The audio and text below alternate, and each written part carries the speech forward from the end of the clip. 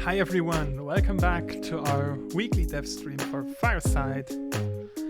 And I need to quiet down the music a bit and turn it off. Let's just turn it off. Welcome. It's a nice new day, and I will be developing some Fireside again. Saturdays, as always, starting 2 p.m. CET. If you want to tune in live and are watching this on YouTube. If you're on Twitch, you might have noticed that we have not uploaded any of these episodes to YouTube yet.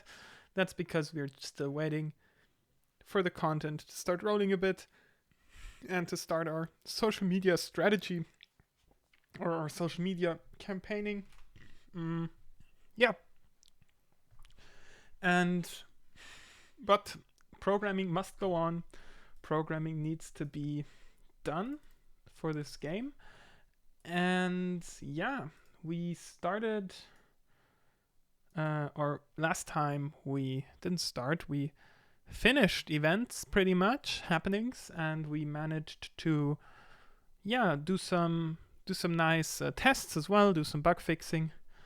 And today we will continue in that same vein, although not with events, but instead with a game over screen. So we've been busy the last week. For example, clickable objects also happened last week. Hi Ellie, what's up? Cool that you're tuning in. And you now have events here. You have in the top left, this is your soul energy, which is sort of the central resource of our game.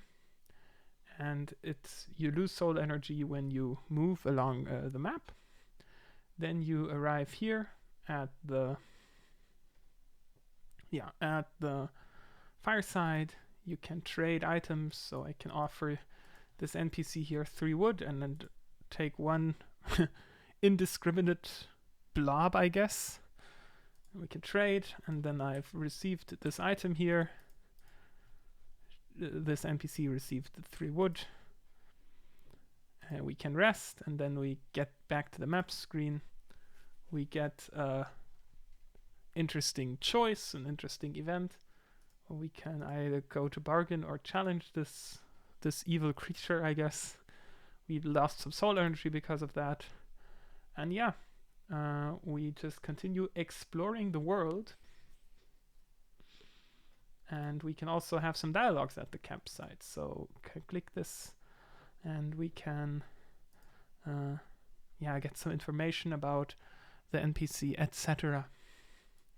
Yeah. So basically our game loop is pretty much set. However, we still cannot actually, I guess I can, was kind of dumb for me not to just show you, but what we cannot do yet is we cannot have a game over state. Like, I should have said yes. If we quickly go on a bit of a journey here. Now, by the way, we sort of exhausted all events which should be available, which means that now we won't receive any new events. If we went on the journey here and we reach 0, then I think just nothing will happen. Maybe I think we're gonna go negative with our soul energy, and that means we can still, we still need to implement the behavior.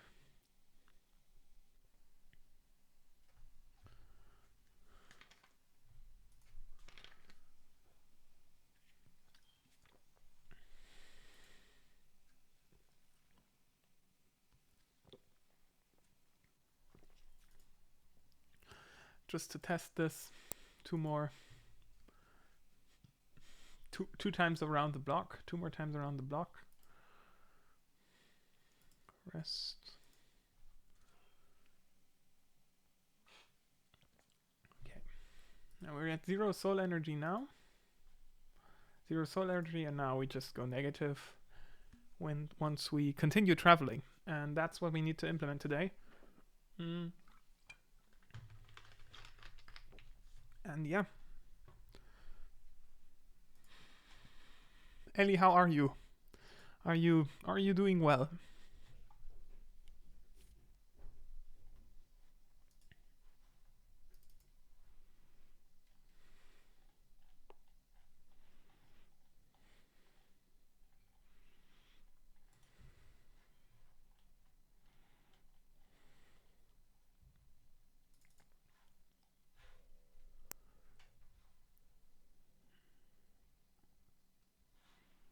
I'm also not quite sure what the delay is on this stream. Haven't checked, to be honest. Didn't think we had delay. Oh, we have 1 second of delay. Whatever. Okay. So basically what we need to do today is we need to implement the game over screen, and how we will do that is we need to hook onto this object here, the run. So basically, how Fireside works is you go on a journey and you're this sort of spirit who loses soul energy the farther you travel, right? It costs you energy to travel, and you can regain soul energy by doing good deeds, by being nice to other players. Ooh, nice shader action. That's cool. Shaders are awesome.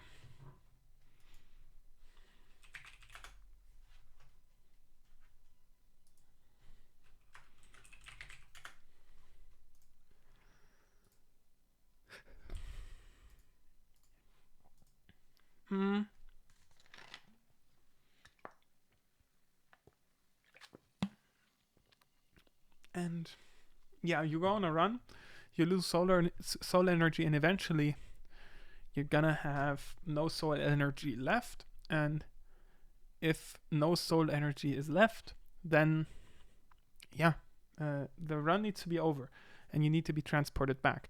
The thing is, this can happen at a few different points in the journey.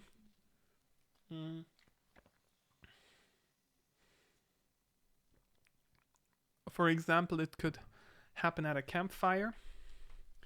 It could happen because, some quest or some happening or some item reduces your soul energy at the campfire.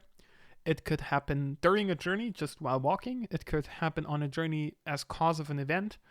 And in all of these cases, we need to end the run correctly, and we need to reset everything. And yeah.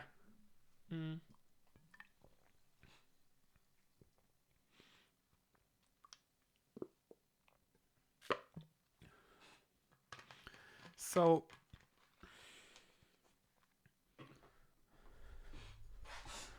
the first thing would be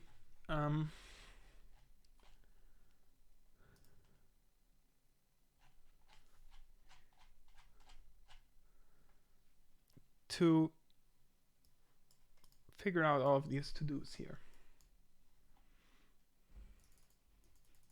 Okay, this one is not as important yet. Implement traveler position for a run. Yes, this would be the first important step. Like, starting a run also sort of means initializing a new map, I think. Because you can start a run on a specific map. So the question is, in which order do we do this? Do we call it explicitly, the method explicitly?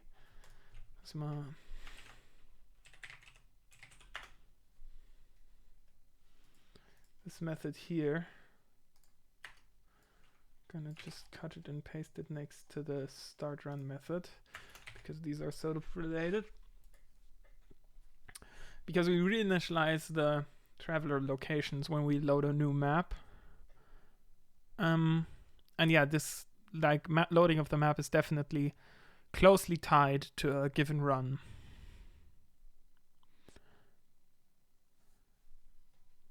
And we also need a end run method. I'm gonna just quickly do the following and take all of my fields up here from my model and just copy paste them once down here, and we're gonna just see like which fields are sort of relevant for our run. So this is not the map, sort of is. The quest log I don't think really is relevant. Yeah, no, this is not really relevant to a run, because this is sort of your, like, after you finish a run, you get transported back home to your home in the wilderness, and you can go on another run, but the quests persist. The quests which you have, and the sort of like in, roguelikes. I was missing a close bracket. Oh.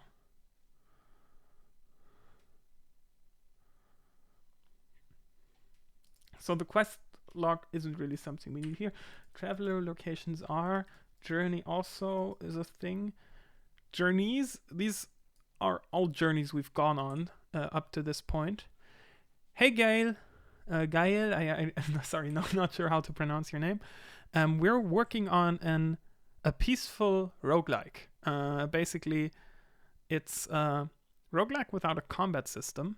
You're a merchant and you are... Okay, great.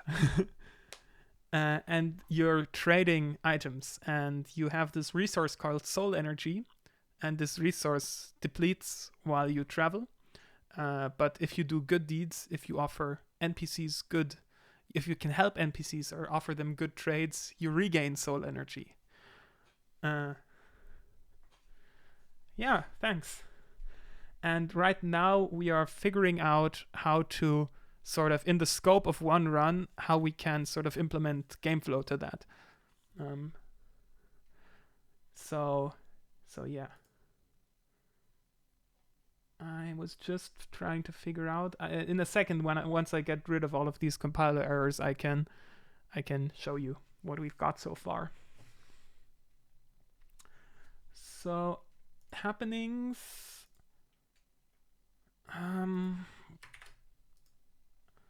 When are these initialized? Model.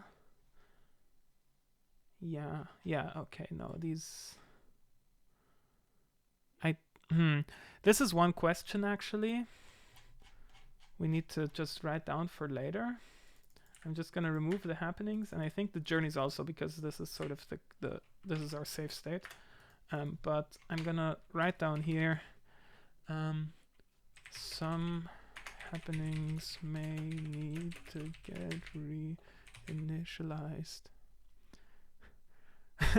Professional grade beginner. Your test was successful. Hello.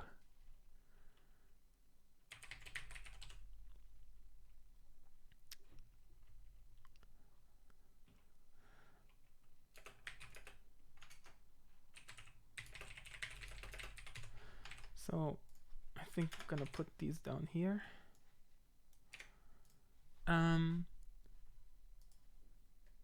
Global exposed bools, these we definitely don't need here. The player we also do not need here because we reinitialized them. The traveler map I'm not 100% sure about. Nah, probably also, we also don't need this. This is not relevant anymore. The run we do need, and runs we do also need. Wow, professional grade beginner, thanks for the raid. So Yosten, hello. Fiskin AI, hi, what's up? Thank you for joining. You're joining at the perfect time, because I was about to get rid of all of these compiler errors and show Gael how our game looks.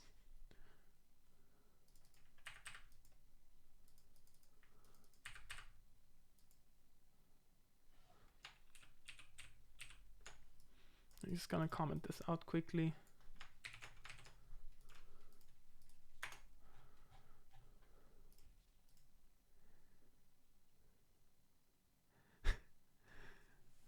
Hello.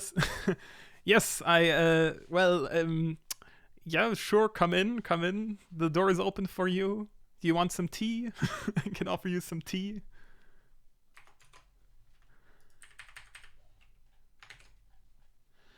Okay, so I was going to show you what our game is about. So all of the art here obviously is still very much work in progress art. Linus is doing our art, and all of the quests as well is programmer quests, which is yeah, drinking tea and talking about raids. Very nice, very cool. Okay, so this is our little test scene here. You start at this campfire here, and then you get a choice. In this case, we can only always go to the next campfire. We got an inventory, which we can, for example, mine this tree here 3 times, and then get some wood. Like the art is amazing. I know I made it myself. Please don't hurt me. No, actually, I did not make this myself. This is also already something from Linus, I think, but it's the whole integration is still well. Anyway, you go on this journey, and in the middle of each journey, you may get some prompts. As in, this is one happening. And for example, this is our example happening. You get a choice. You can say yes, no, I've come to bargain. And if you say I've come to bargain, it's a trap. Oh no! And then you go back. And then when I take the other choice, if we challenge him, it costs us like 25 soul energy, and we can go back on our business. And then once we use a campfire, we get to this screen here. This is sort of the focus of the game, is these calm moments in the evening when you sit around the campfire, and you can trade with other NPCs. So I can click on this NPC here and ask him for this item here, and offer some wood in exchange. You can see. Yeah, thanks. Yeah, the the transition is still a relic from the game jam prototype we did. And okay, so now this is a fair trade. And we can confirm this. Like, yeah, like a lot of this art is still from a game jam prototype, which our artist Linus did. Like but yeah, like I said, there's no. Yeah, professional grade beginner. Thank you. Thanks for the raid. If anyone wants to stay here, this is a co-working stream, so basically the intention is we all work on our own projects, and if you want to sort of just tune in and watch me talk a bit about Fireside, then you can just do that. If you want to work on your own stuff, be my guest as well. I won't be talking this much all the time. But now for the beginning, I'll just show you some info. And yeah, we can trade, so we traded, and then we go to rest. Also we can talk to people. This is just a lot of debugging stuff. And then we go to rest, and we get back to this screen, and we can go to the next Fireside and yeah, get another event. If we make a different choice here, then we do not lose any HP or soul energy. And yeah, that's the game until now. So our systems are somewhat working, but it's still very much a work in progress, obviously. So yeah, and right now we were gonna handle game over. So this, like so.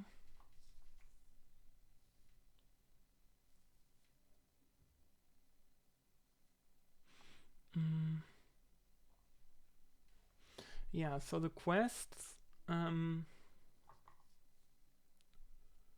don't think we need those either.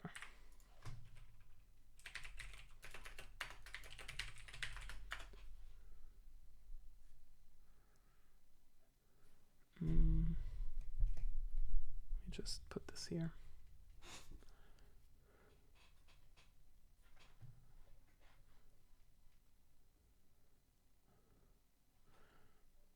So yeah, traveler locations. So I think just I think I do want to clear this.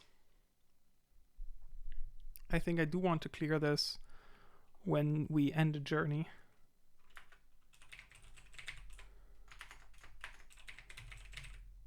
Clear the dictionary, because once we reinitialize the journey, we need to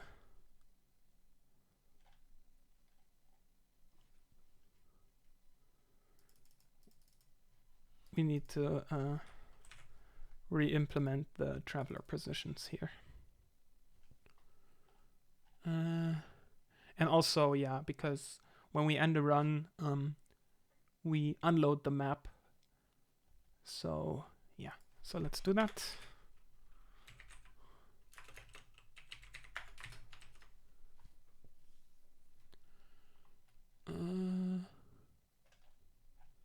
And I think we already add the run to the list here, yeah.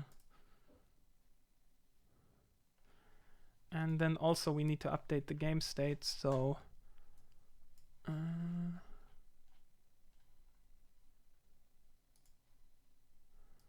can do like run in progress and assign this to 16.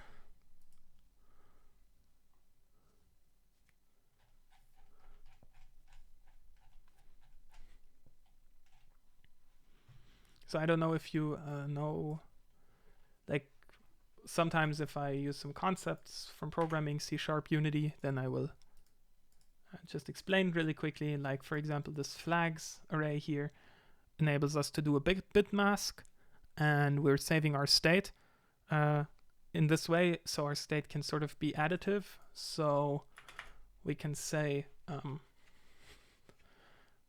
something like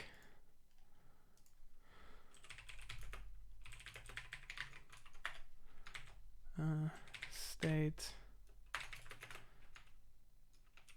equals state and then or player initialized, and this just adds sort of the state to player initialized, and then by saying if state and player initialized or player model state player initialized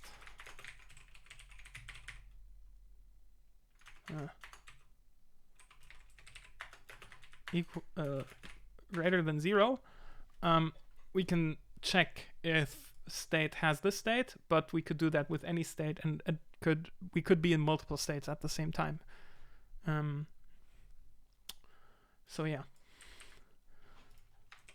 And we also have a dynamic state right here, which we definitely should add run to. Run not null or not default. To be honest, use default here too. And if it's not default, model state run in progress, and else 0, and we just OR these together. Thing is, I think we need one more bracket. Yeah, it's just inline if. Check if run is default. This question mark is sort of if this is true, then do the first thing, and if false, then do the second thing behind the semicolon. We can say so yeah, if this run variable is not default, then dynamic state will return run in progress, else it will return 0. And since we're using powers of 2 here for these state flags, for example, if journey is active and run is in progress, journey active was and nothing else is true, this would be our player R4 and R16, we would return 0, 0, 1, 0, 1. No, sorry, 1 0 1 0 0.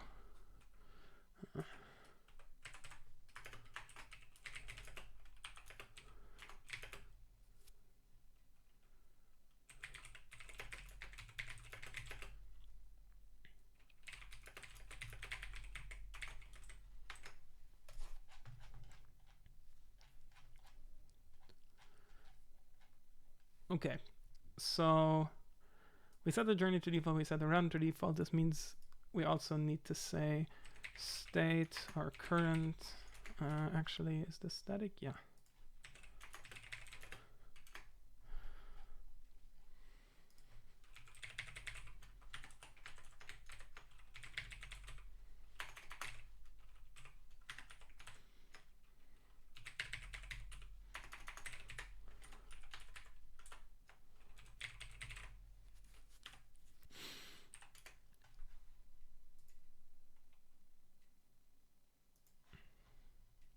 We also should probably say current state remove or current remove state. Has state.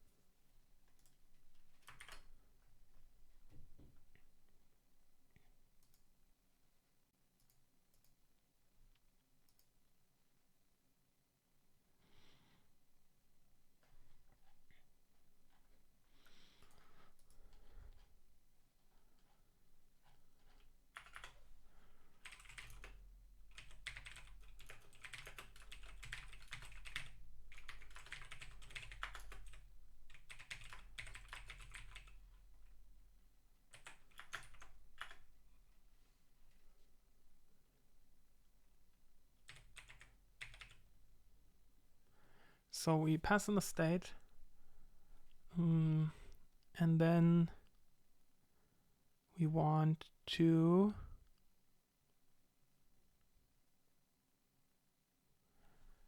first say state and state to remove.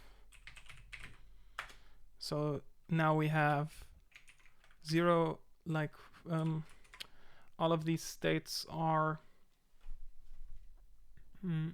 we only get the state to remove part. Actually, no, we don't need to do that. We can simply say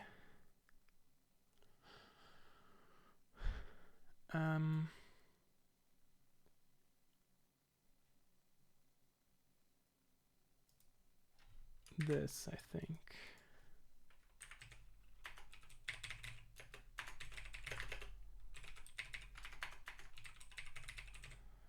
Like so. Right? Because now every tilde, this inverts, like bitwise inverts this integer here. So we say, let's say we get in 1 1 0 0 0, then this is 0 0 1 1 1, and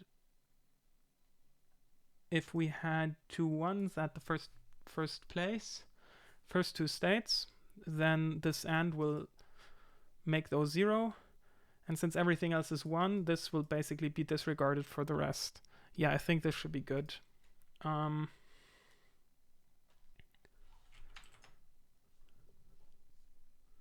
We definitely need to test it.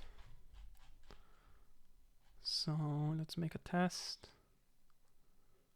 Testing, where's our testing?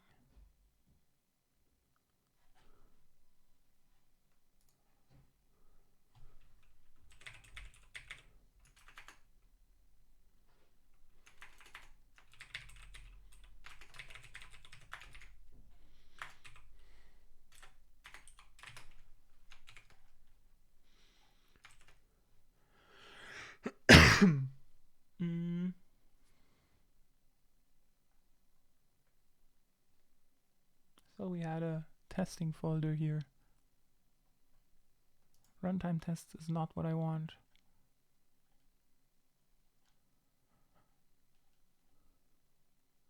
Apparently we do not have a testing folder.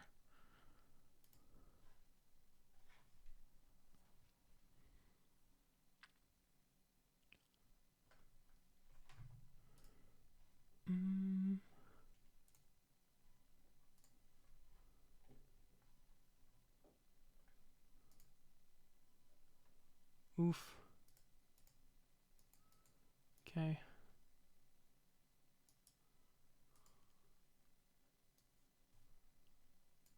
Scripts trading trades.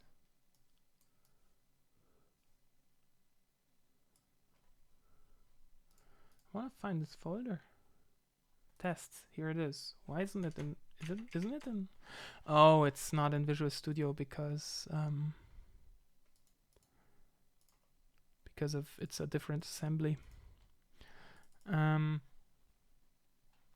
Okay.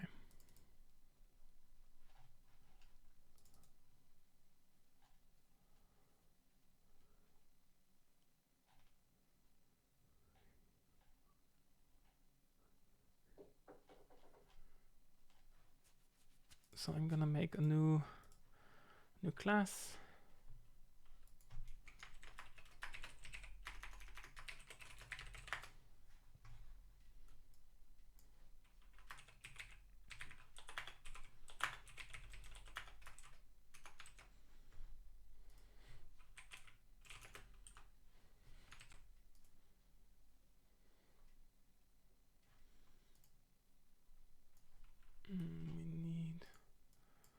Gonna just steal all of the using stuff here.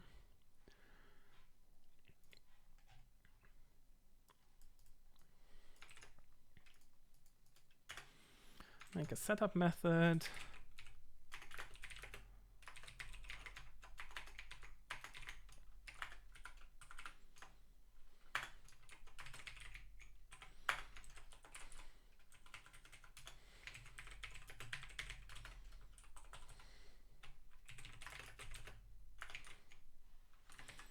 We need a player data, so I'm just gonna make one real quick.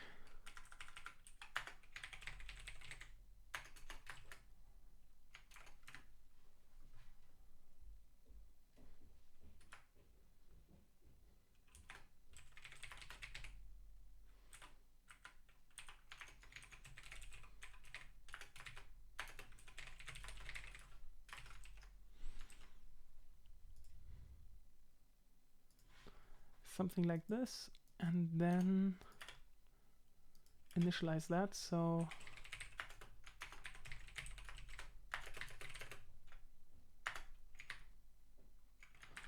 actually we can say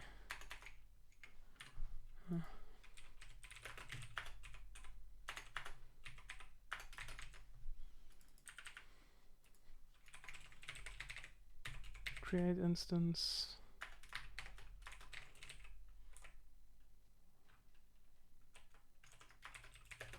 like so.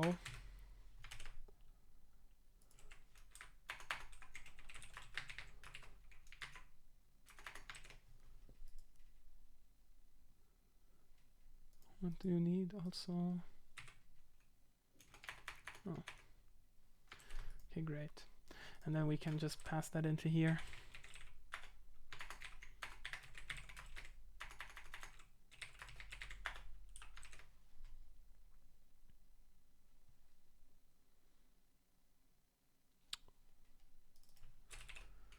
I'm done.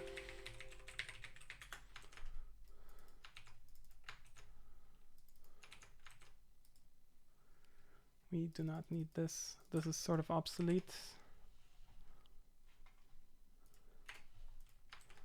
All right, so we set up our test environment, and then we can just say by tagging a method with test, we can make a test. So for now, what I want to do, actually I want to check something first. Is this somehow dependent on the game manager? I don't think it is.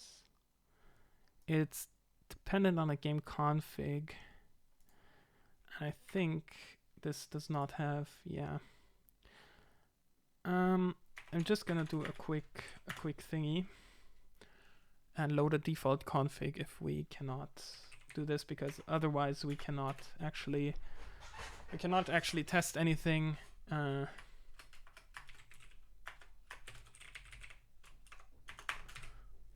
So get if current is default, then we want to say current equals resources load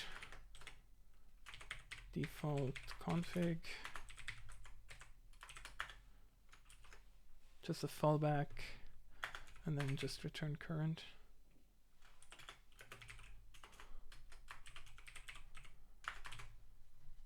And can we do this? Does this have generic parameters? Yes.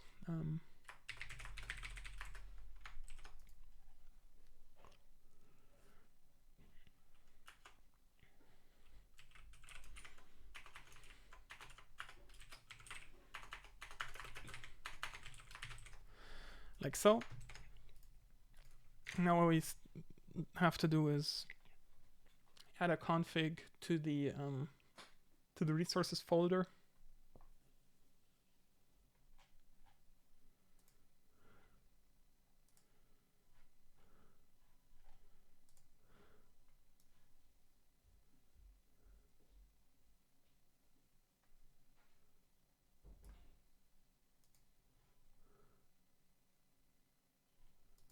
And name this default config. So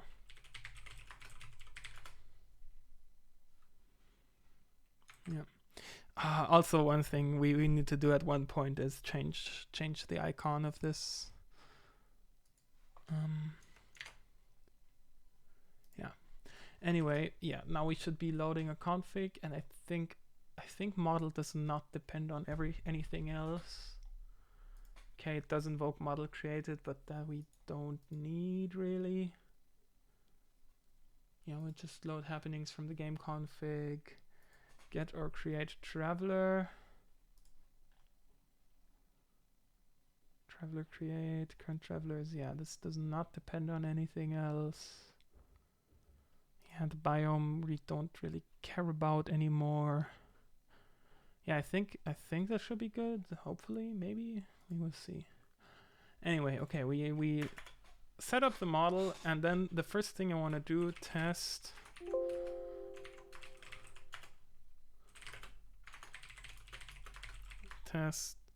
model initialization. And in here I wanna just say a quick assert is true and check if model has state, or actually model has state player initialized.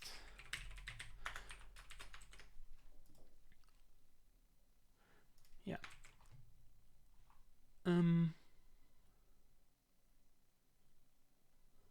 Because it does have that, right?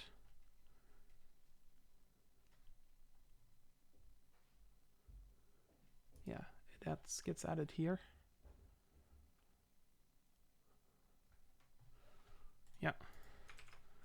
So let's see if this completely explodes or if this succeeds. Test model right here. Run this. Run selected. No. Cannot initialize mode that is not the player. Model 144. Interesting. That's why we're doing these tests.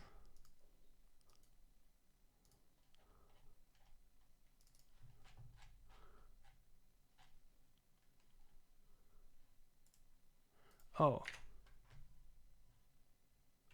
Yeah, okay. We set up our test in the wrong way.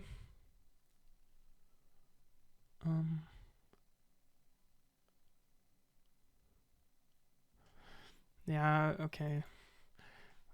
We actually want to say here player data is player is true. And we probably can't do that, right? Come on.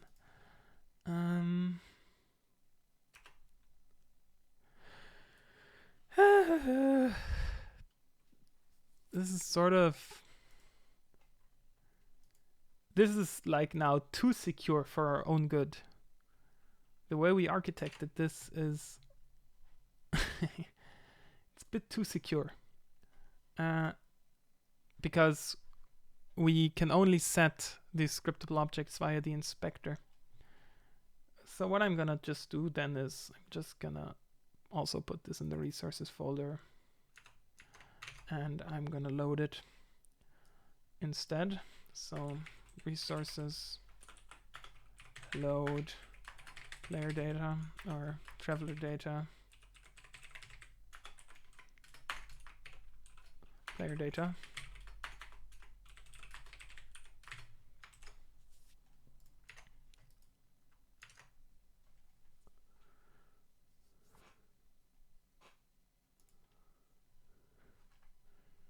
Then run selected. Still no, still no reference exception. Traveler 124.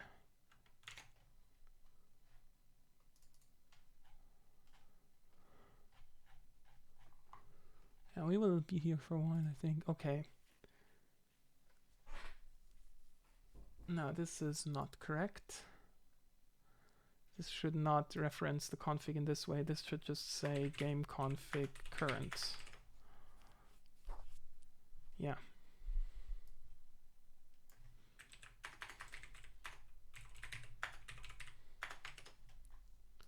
No need to reference the game manager here.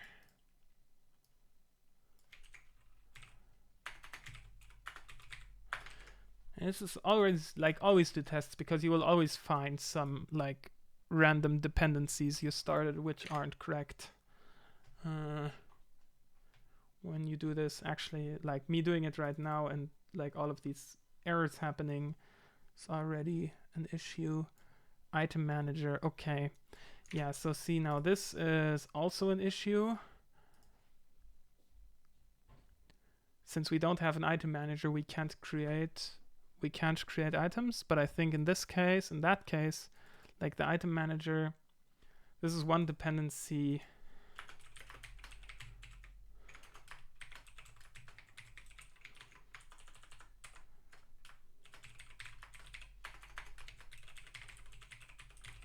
Where we can actually, where it's actually okay to do it this way. Not 100% ideal, but okay, now this succeeds, great. Okay, so now we can initialize a model.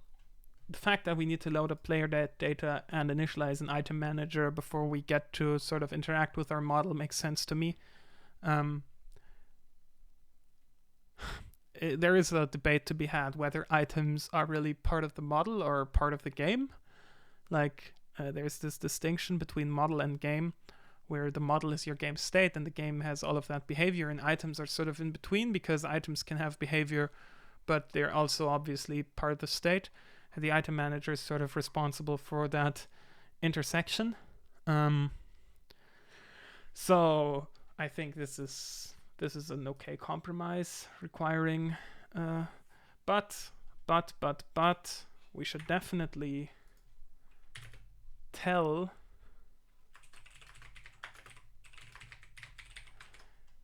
our coders or our personnel, so to say, that we need an item manager. So this is a nice trick, because this now forces you to have an item manager, pass an item manager when initializing the model, but you don't actually do anything with it. You just need a new item manager.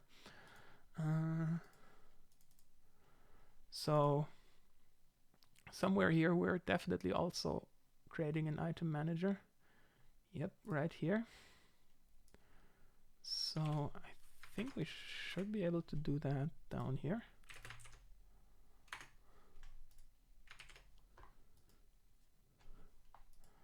And then obviously also in here.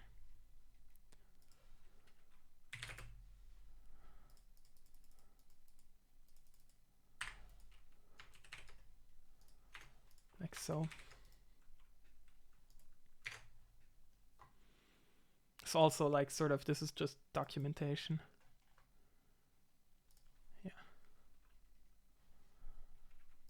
see we did it here as well.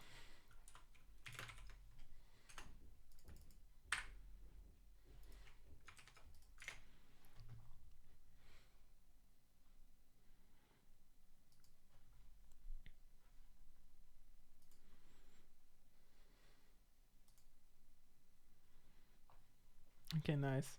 So now let's just hit play once and see that the actual game works. Seems good. Yeah. Okay, great.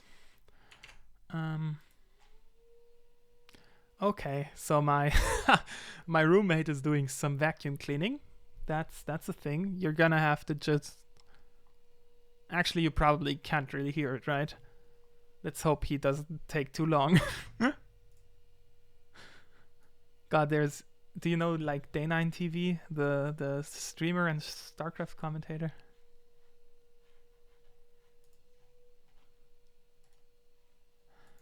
Anyway, okay, so we're initializing the state, and now basically what I want to do is say test public void test remove state. And what I want to do is I want to say model add states.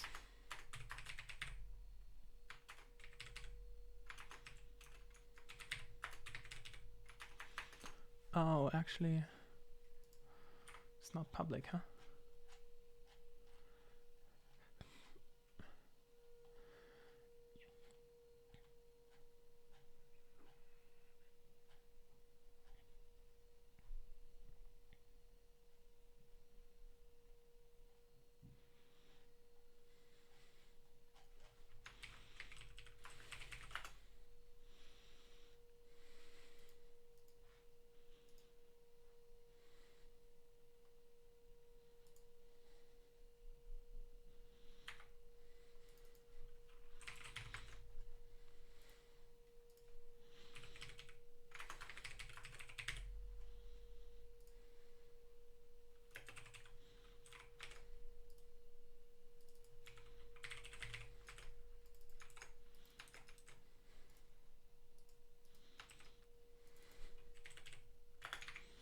Add a state, for example.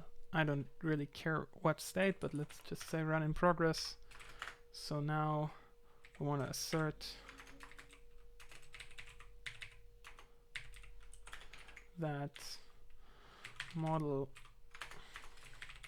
has state run in progress.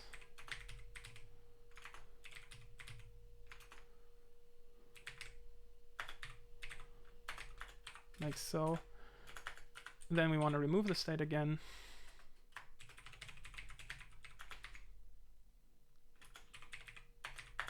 And then we want to assert that we do not have run in progress anymore.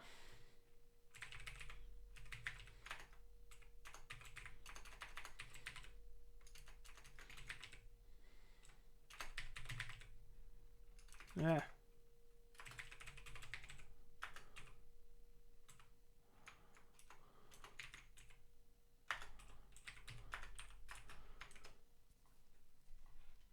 And as a third thing, I think we want to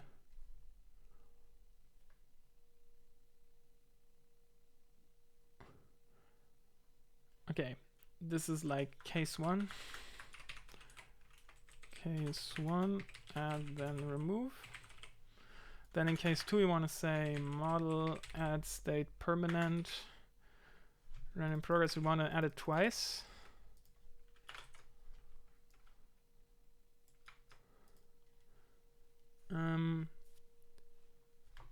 And we still want to, like, we still need to have the state, and then remove it once, and then we cannot have the state anymore.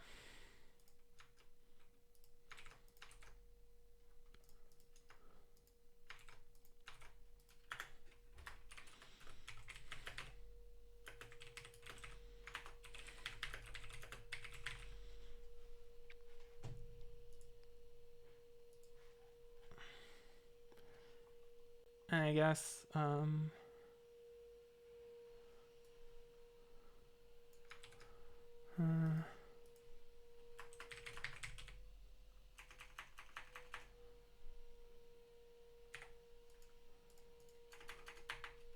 should put this in two methods.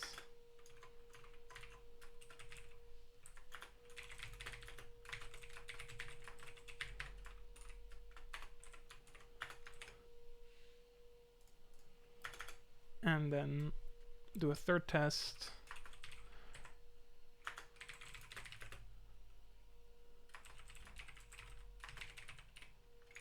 Where we remove twice.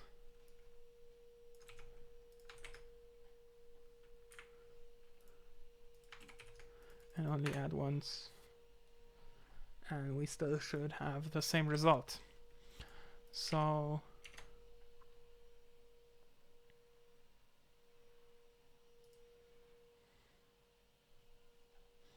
yep, those all succeed.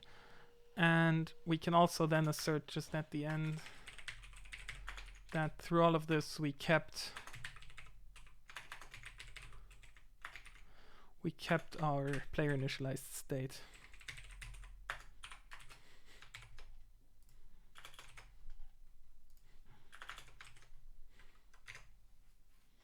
So we didn't accidentally remove any wrong states.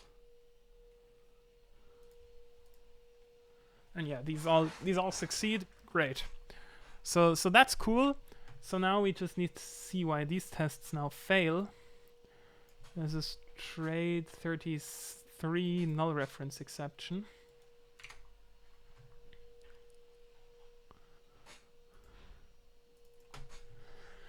Trade line 33, let me look. Trade log data, what? Oh, okay.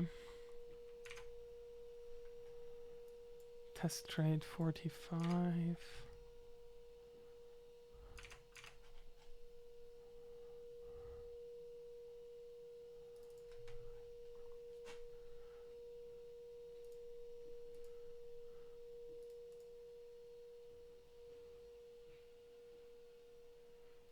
I think didn't we, or I don't know if this was on stream, but I had some issues with this recently.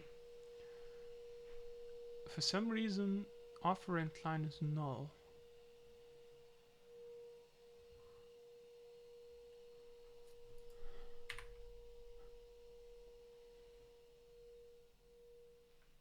This doesn't actually, though it does, it doesn't initialize an inventory. And we do initialize an item manager on setup? Yes. Okay.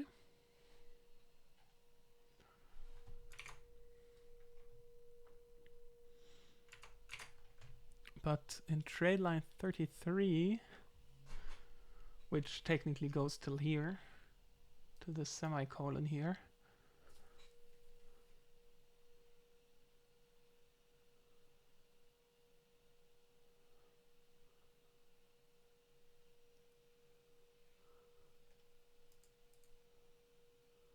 oh, okay, yeah, so we don't actually initialize up here. We do not actually initialize the travelers correctly.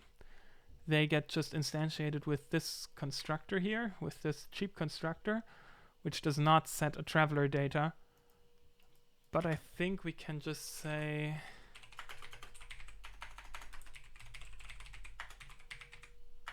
we can just create a procedural data and look data. We can just say look data, create instance, look data, like so.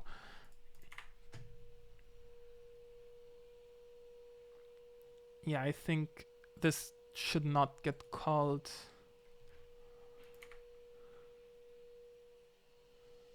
Yeah, this does not get called here. So maybe now the tests work again, hopefully. Run the tests. No, still no. Trade 137 hasn't stopped yet. See, this is why you have tests. Like last week these tests were working. And now we're finding all of these. Trade 137. Finding all of these dependencies. Game manager dependency maybe. HTML logger. Yeah, just null check this.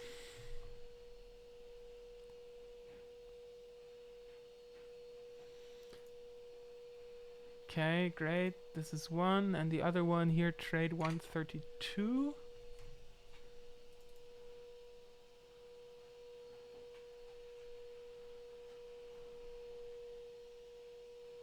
Yeah, just another logging call, which we can just null check against. Hopefully now we get to run all of our tests successfully. Yay! All green check marks. Okay, cool.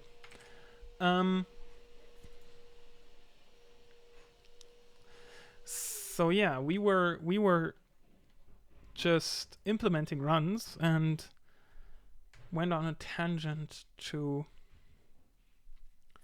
deal with some testing. So let's go back to what we were actually doing. So our model says we start a run, and I'm actually, now that I'm thinking about it, I'm not sure if we even want to do this permanent state stuff, like add state permanent.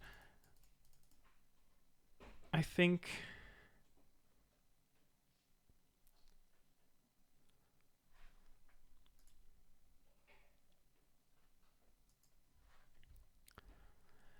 we can remove this. Okay.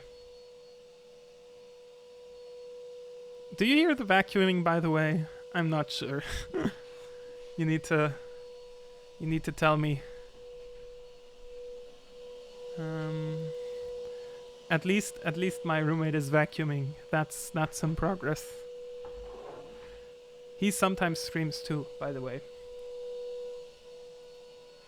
But I didn't tell him that I would be streaming today, so whatever.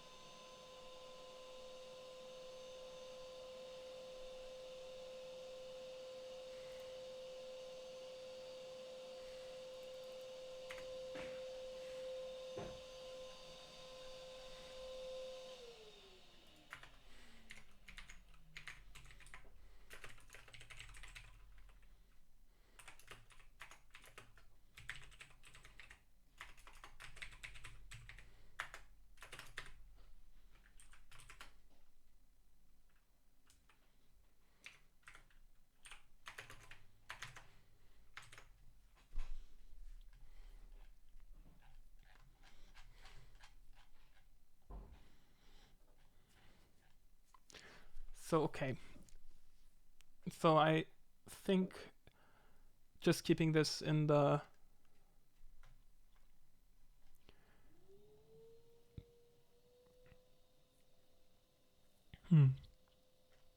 just keeping this in the dynamic state will be fine.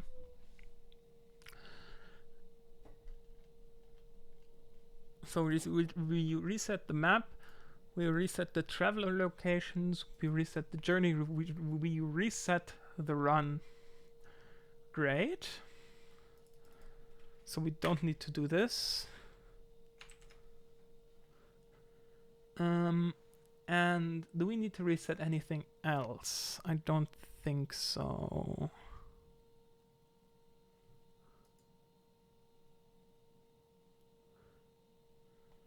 Yeah. We don't. So I think that's all for the model, to be honest. I think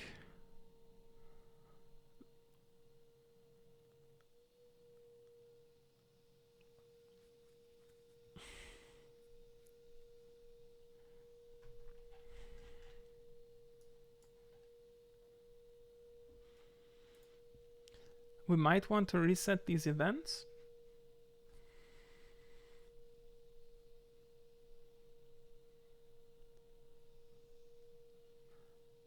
then again, probably the objects themselves should do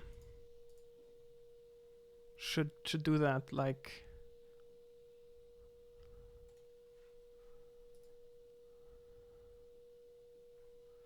stopping to listen to the events, I think, is better. Yeah. No, I'm not gonna do this then.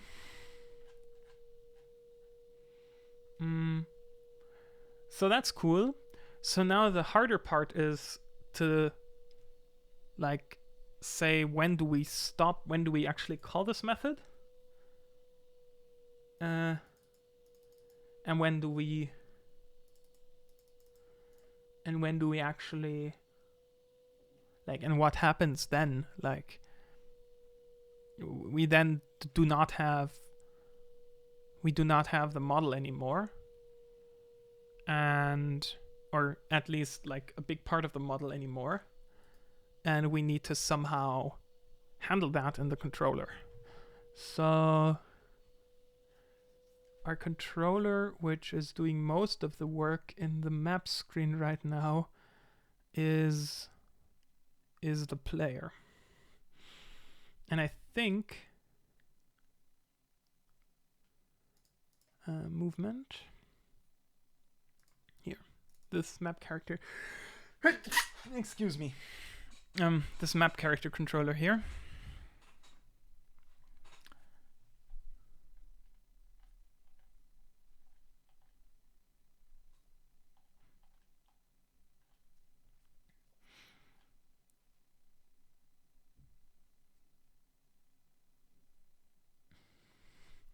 I think first what we want to do is we only want to update any movement if a run is active. So if we say model has state run in progress, only if a run in progress, only if there's a run in progress we want to do this. Actually, probably we even want to do this one step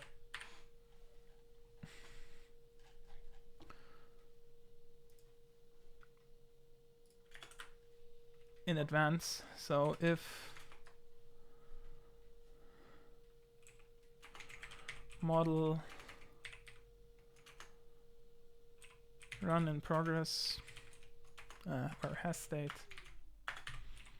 this state here, only then do we want to do this update movement. And also obviously if we have a journey and if we have a path creator and if there's no happening active, only then do we want to update the movement along path. So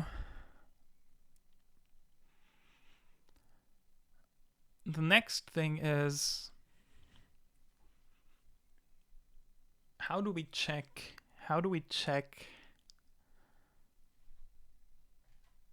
if we don't have any soul energy anymore?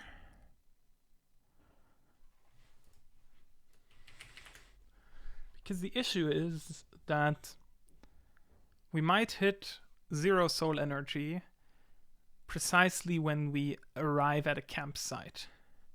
And I think we want to have margins, like for programming reasons, because we might get like mixed up otherwise. And also for game design reasons, because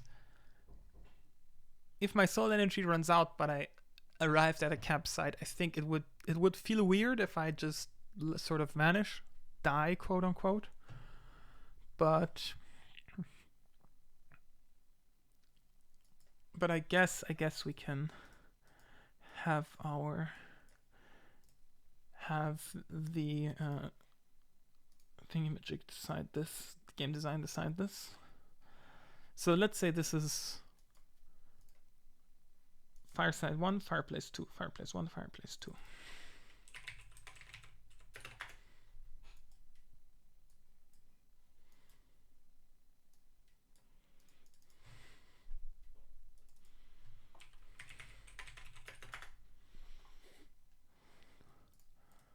So what we want is sort of a margin.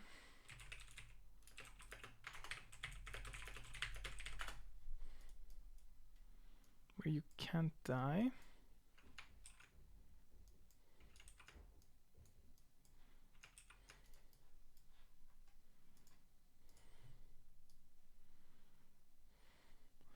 On either side,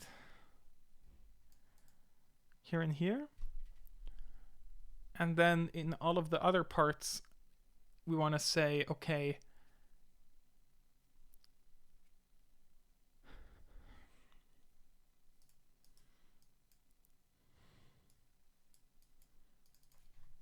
if outside the margin, or if within the margin,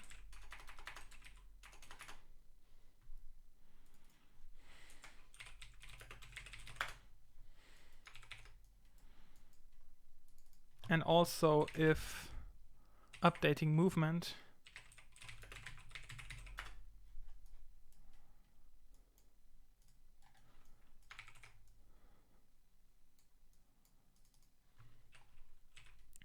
die,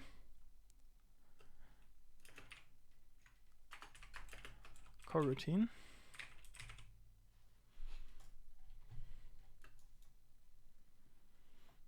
die, and this instantly update model.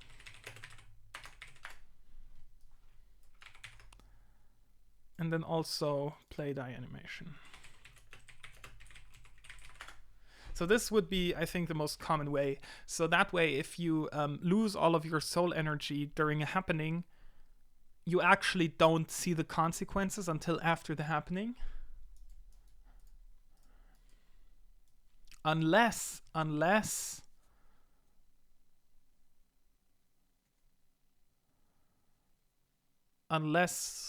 we implement it that way.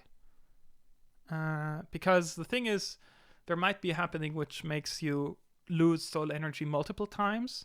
So I don't think it would be particularly cool to have to sort of go into the negatives with the soul energy, and then only after you sort of resolve the happening do you, because you also might gain soul energy, no? You might lose, like, yeah. No, okay, so if within margin, if updating movement, and then on because of this happening stuff, we need another if run active.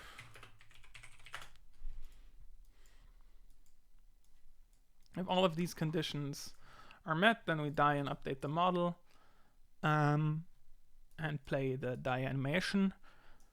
Death.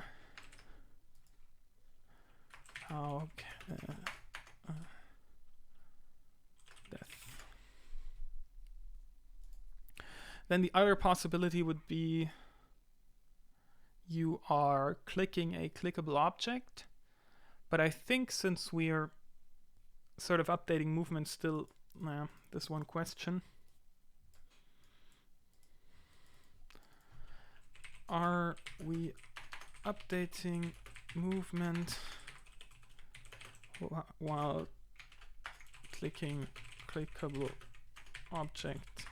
I think from a user interface perspective, it's not a good idea, but I think game design wise, we decided we would have that. But I think we need to slow down.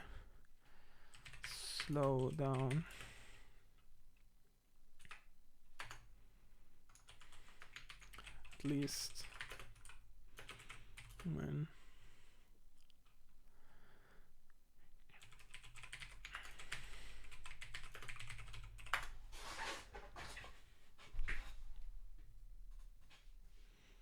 because if we do continue moving, then we don't need to implement an extra check here.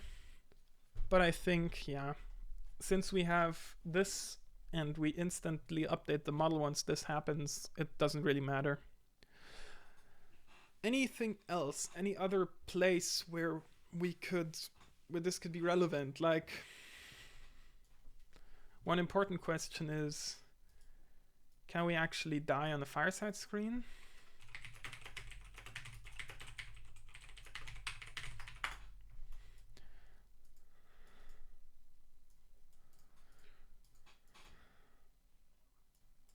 I think one idea was vanish after we go to bed.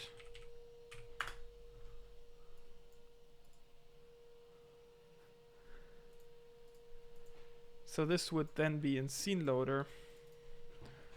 Scene loader on exit. Hey, Diana, what's up?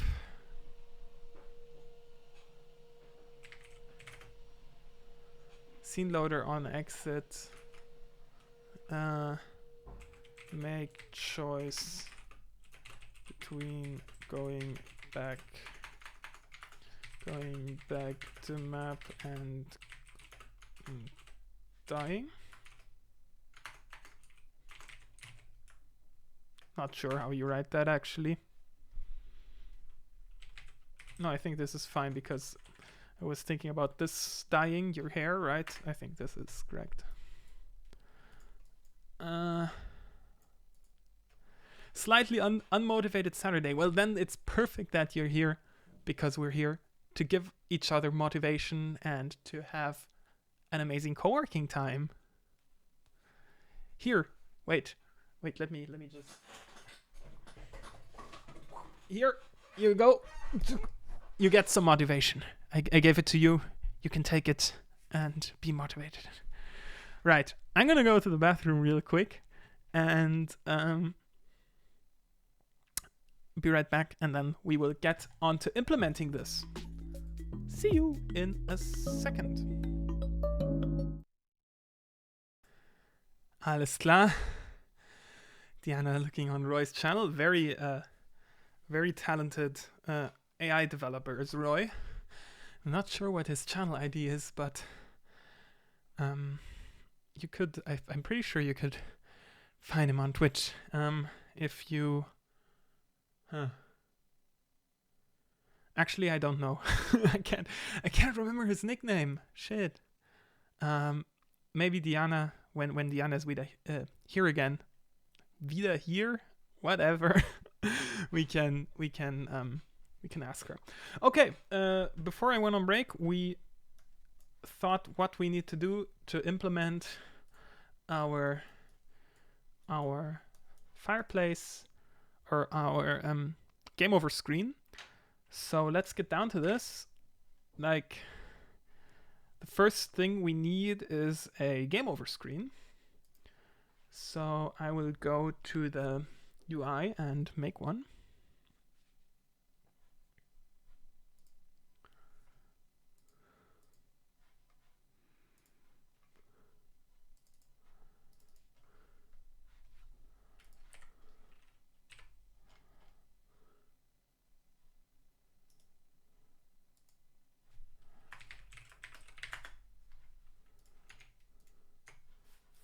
Gonna just put a background here. And maybe I'm gonna even do some art.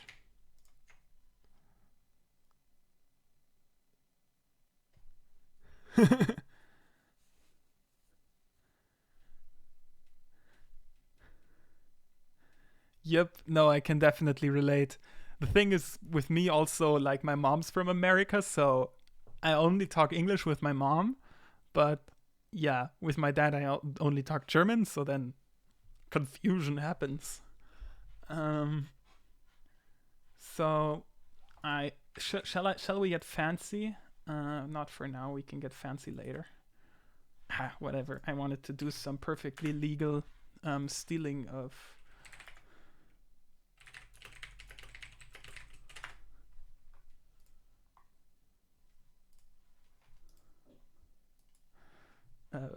game over screens.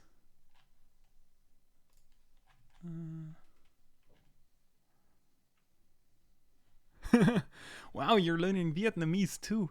So English, German, Polish, and Vietnamese. Those are some really different languages. Like, I think even Polish and German can be quite different, right? Because German is still pretty heavily like Latin influenced. Although it's sort of a mishmash, whatever. I tried to learn Korean once, but then I stopped.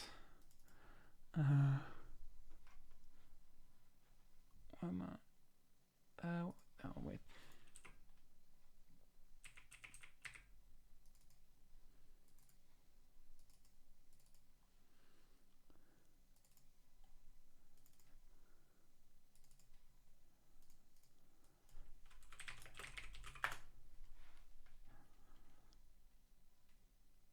Oh, okay, okay. I understand. I thought you were. I thought you. But obviously, yeah, you would talk Polish to your Polish colleagues if you could talk Polish. Makes sense. Uh, um, here, debug sprites. This is a sprite already. Great. Can we get this in here? Cool.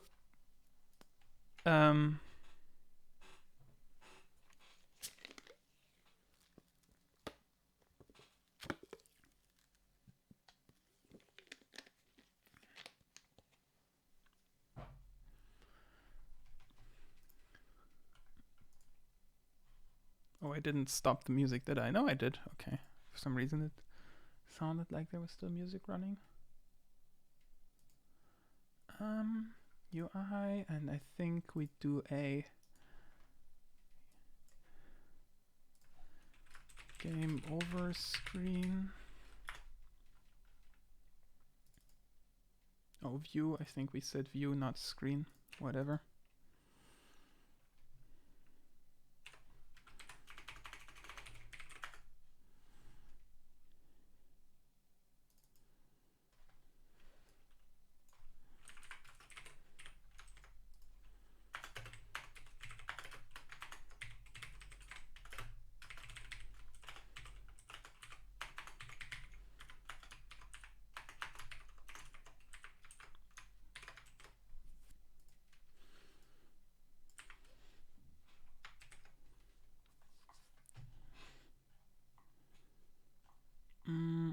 And then in the UI controller, we need to reference that. So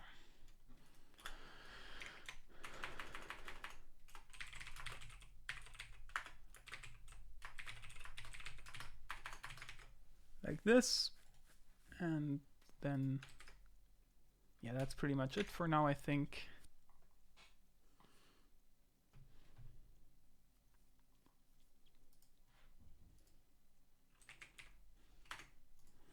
Add this to here,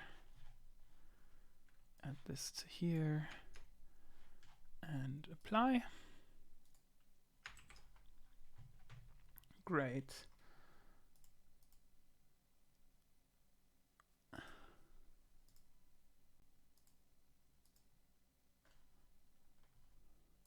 Oh, actually forgot one thing. Deactivated by default, obviously. Like so. Okay, and basically what we want to do then is we want to check this margin. So that's a thing we have to add in the config, I think. Game config.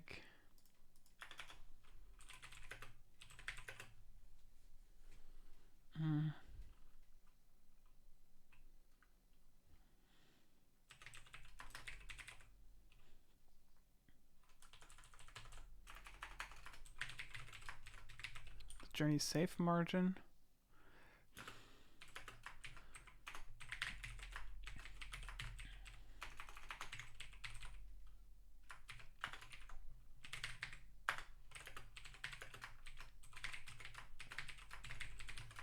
Like so, and let's just say it's 0.01 for now.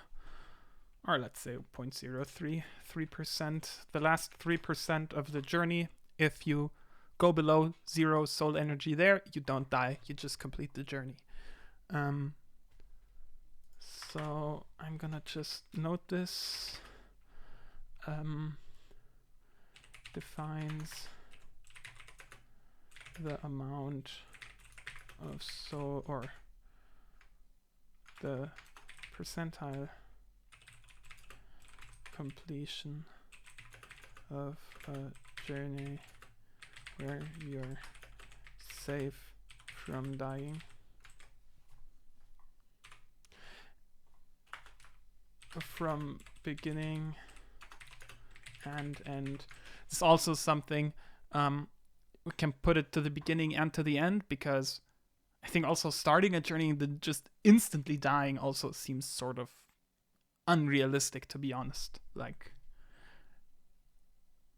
just clicking and then you just instantly keel over. And I mean, the designer can always set this to 0 if they want. Then it's just not good. Actually, also, since this is percent, this is a range. It can never go above 1. So let's ensure that our designer does not put any weird values in there.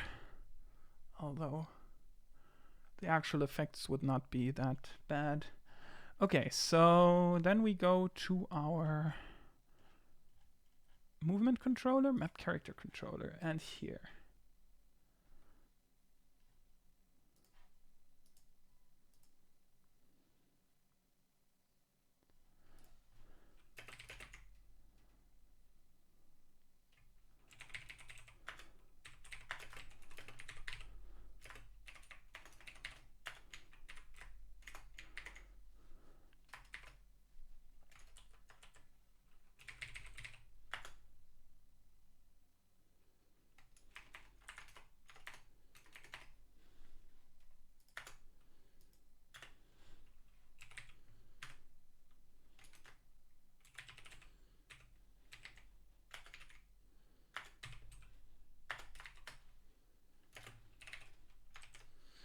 Want to do this?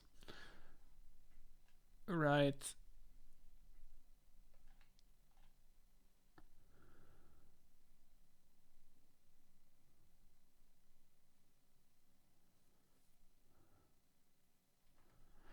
So I'd say in here, so this is when we are actually updating the journey, and I think I should make a method for this.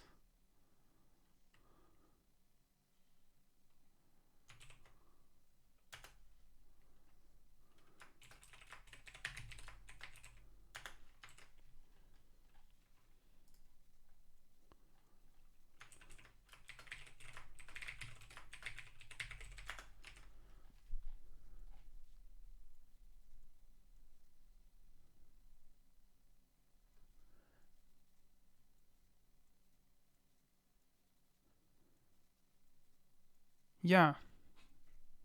German is Germanic, English is, or in Polish is Slavic. Exactly, that's the point, yeah. Yeah.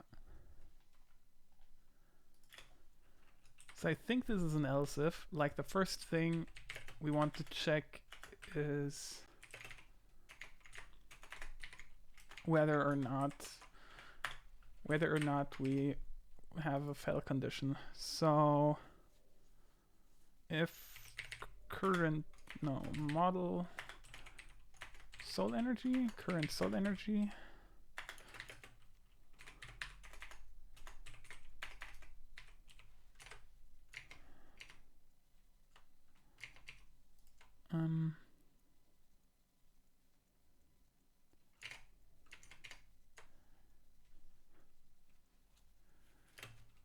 and current journey progress is less than 1 minus current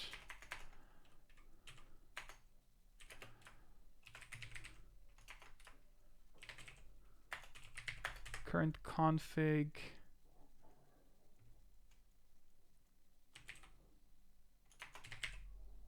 journey safe margin, like this, and current progress is also greater than game config current journey safe margin. One of the reasons English is easier than French for a German speaker, I have a lot more time learning about languages.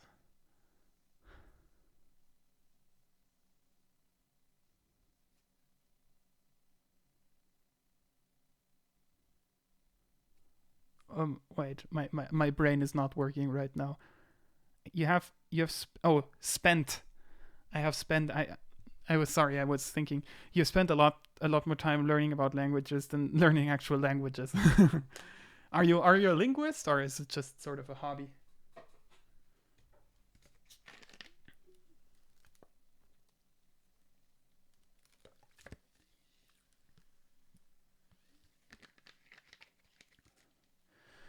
So this is within the margin. I just say also make a method.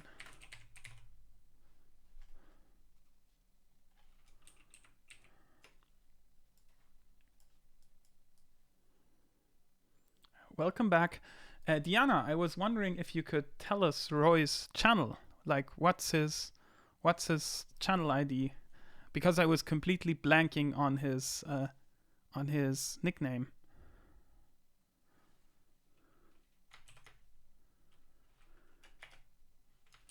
Whatever.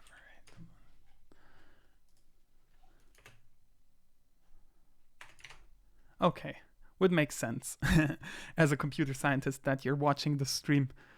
Don't know what why would linguists would be watching a programming stream unless they want yeah. Oh, further reading, exactly, of course. Yeah.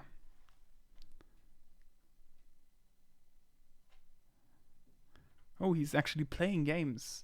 That's so mainstream. Does he also code on there sometimes, like some Python, some of his machine learning stuff?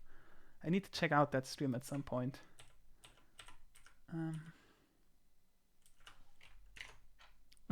That's true, I guess. Yeah. But it's a lot more rigorous and not as fuzzy as, languages.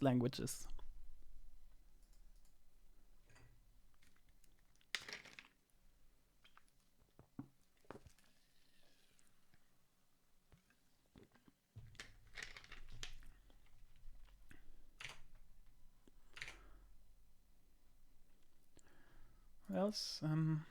Oh, if the run is actually active, so and journey, no, and model has state run in progress.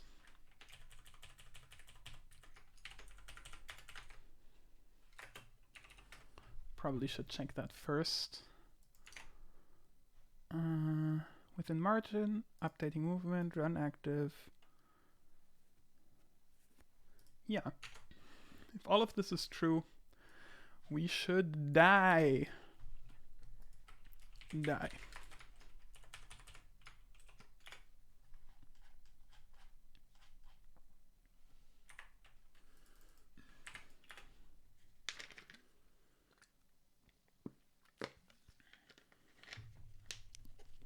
when we die, we just want to say UI controller.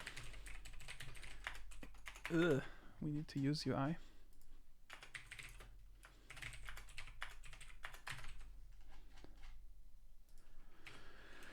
UI controller instance game over screen, game overview, set active.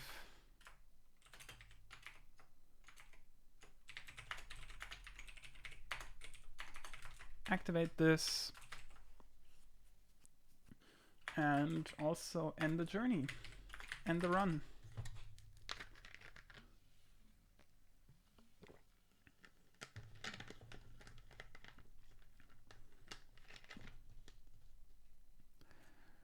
Yeah, that should be it. I think that's all we need to do for now. And so let's see if this works. I'm just gonna increase the default soul energy loss by a lot, or reduce the max soul energy to, I guess, I don't know, 15.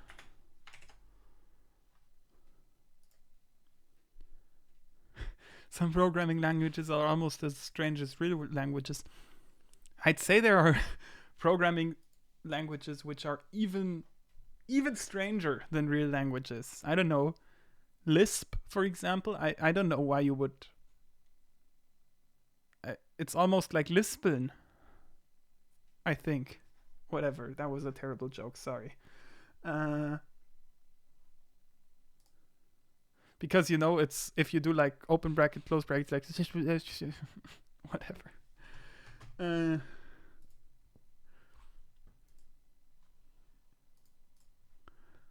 um,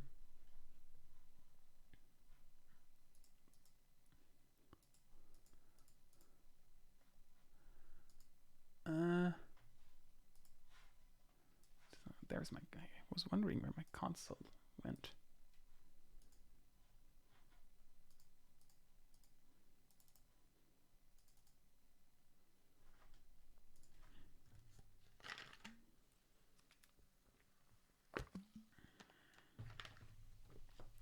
All right. So we go, we start, we walk, walk, walk. We didn't actually go to the fireplace. That's interesting. What is happening?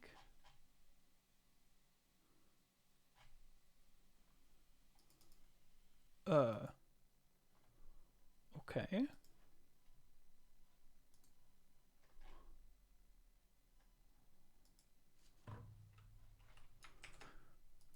That is interesting. Oh, probably. Yeah, I know why. Because we added this here.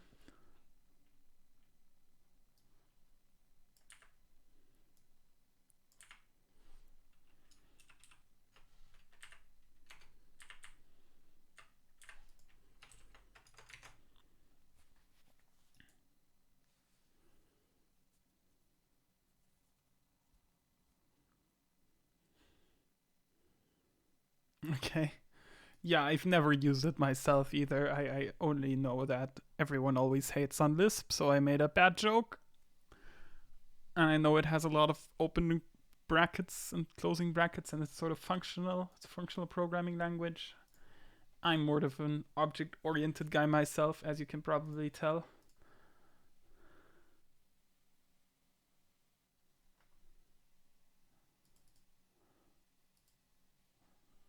So now we should die. You died. Great. This is perfect. This works.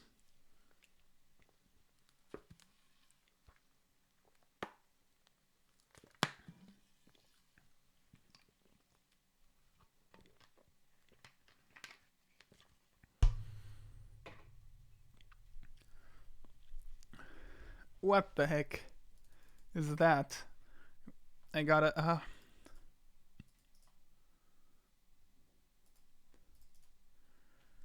Can any one of you tell me how I get my screen demaximized from OBS? Because modprog in chat, just for YouTube, you can say hello to YouTube, is like in here. This was what he was just writing. An example for Lisp. I have no idea what this does. This adds like 1, 2, and 3, and then divides it by 3. Okay. I think, maybe.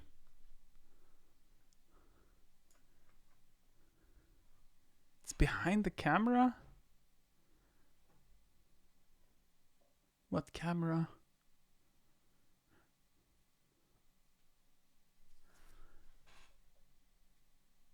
Okay, I interpreted that correctly, but it's still it's weird.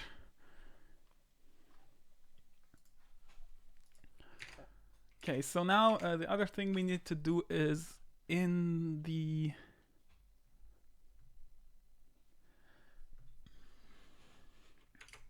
actually let's first check if our margins are working. So go into the config.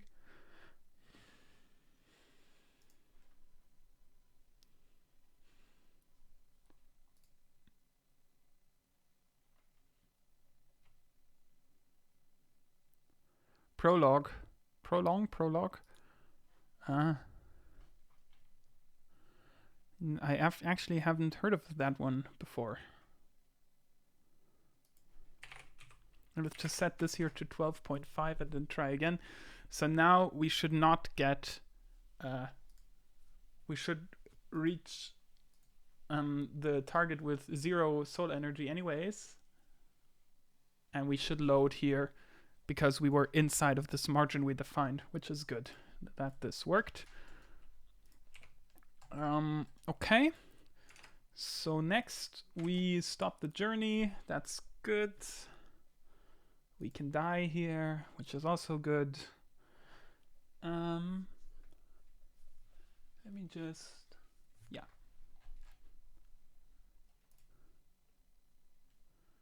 We need to go to loading and the Fireside screen initializer. And in here, when we rest and when we leave the screen, so exit scene,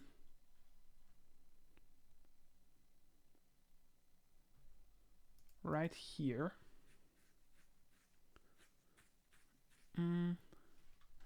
Actually, even better probably in the visible exit behavior.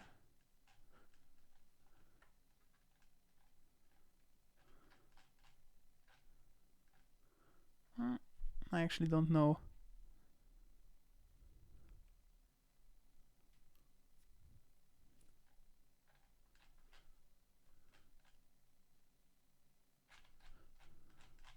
This is just a humongous method.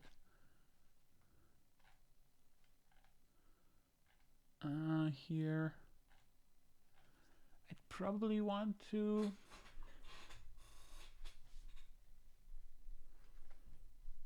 check this here. Upsala.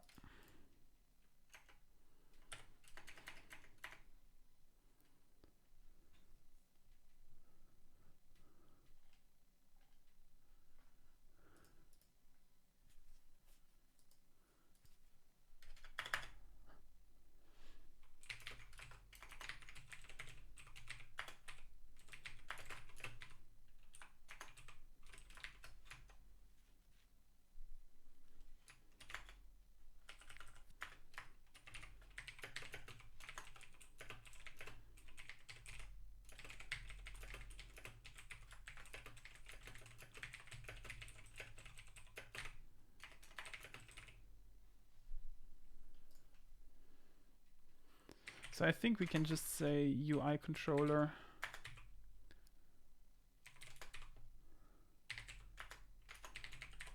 just activate the game overview.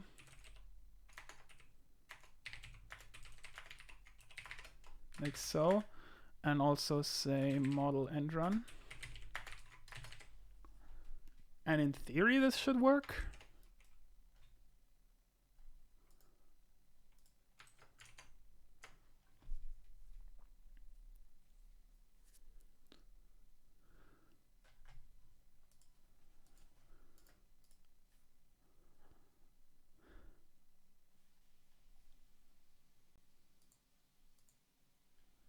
So because of how we set it up, we get 0 solar energy when we reach this campfire. And now when we rest, we died. Okay, great. That's very cool.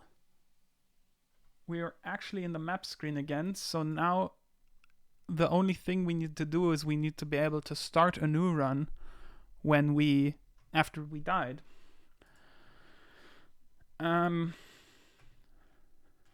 And for that to work,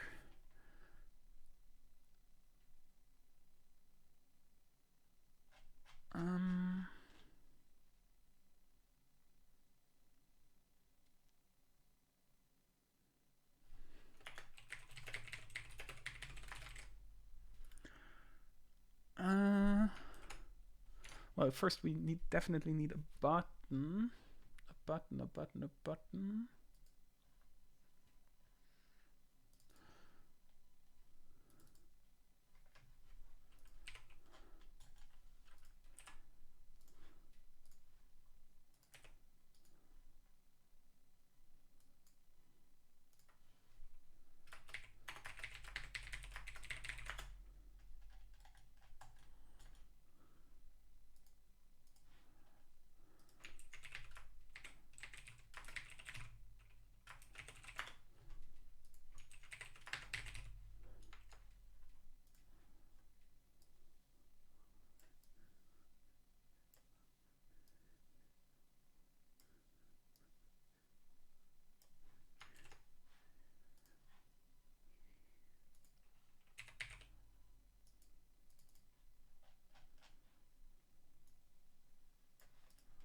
like so. And we definitely need a better screen for this, because this doesn't fit the game's aesthetic at all. Suddenly Dark Souls. Need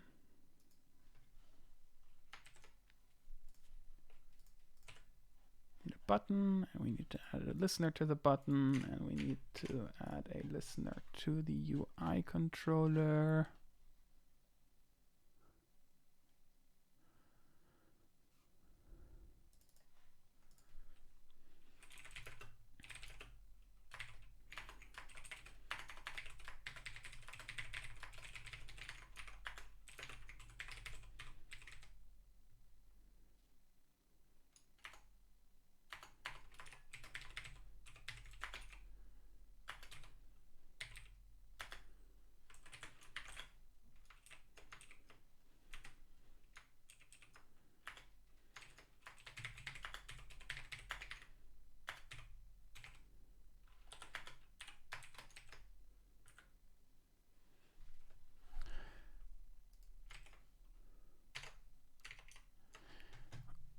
We can just load the map again, and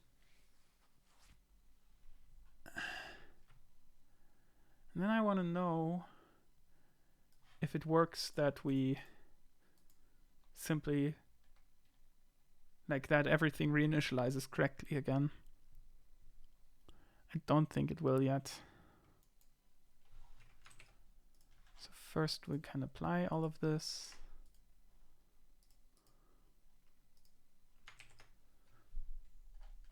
Try again is clickable. Oh, and also we definitely want to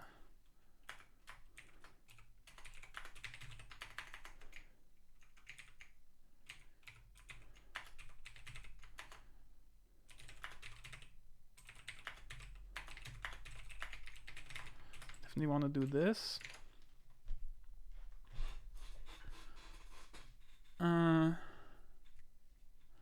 So the thing is, when we load our map screen, we check if the map is null, and if it is, then we load a new map. And also,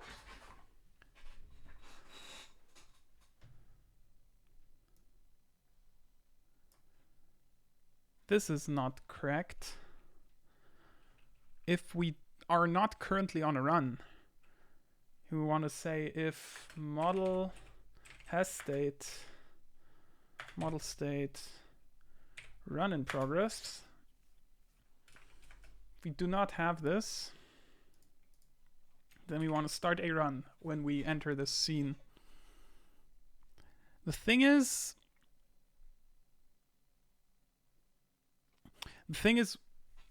we already don't have that when we load the scene, because we only show the UI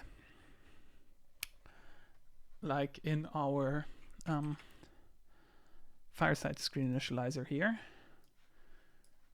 Down here we say end run, right? We end the run when our soul energy, when we go to bed and don't have any soul energy left, we end the run. But we're still loading the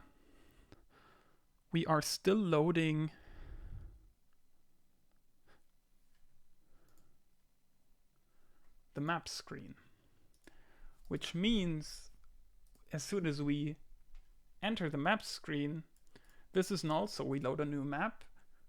We do not have the state run in progress anymore, so we start a new run. But I don't want that. We actually only want that when we click the try again button. Now there's two ways we could deal with this. Actually, there's three ways, but two are similar. The first way is we don't actually load the map again when a run is over, and when a run is over. The thing is, I'm not quite sure if our system actually lets us do that.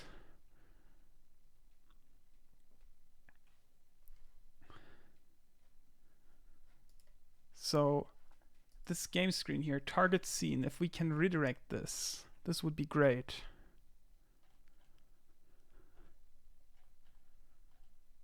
Where's our game manager?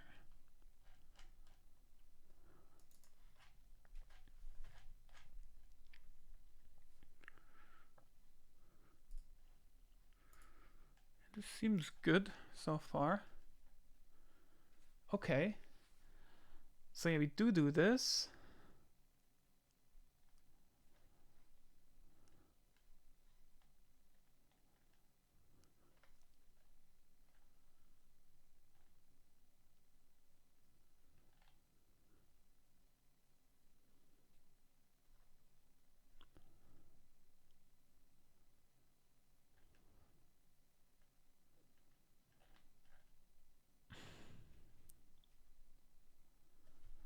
I think we could do it. I really... So every time we leave the map screen and we die,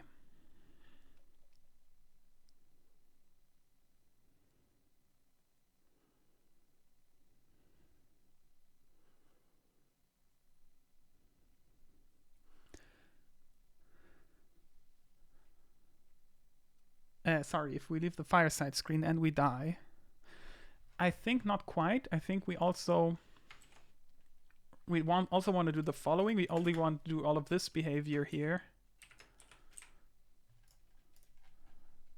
This behavior here. If target scene dot type is the map, right? If we go to the map, this is the only time when we want to check all of these, when we want to do the animation and stuff. So if we load the main menu, then we just switch instantly. I think that's good. And then here, I think we just do want to redirect. So game manager instance game screens. What is the array? Or there's some dictionary, I think. It's just a list. Fine, it's fine. So it's private, huh? No, it's not. Game manager instance screens where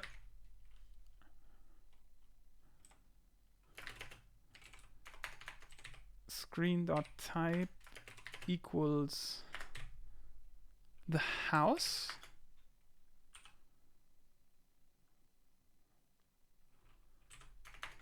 first.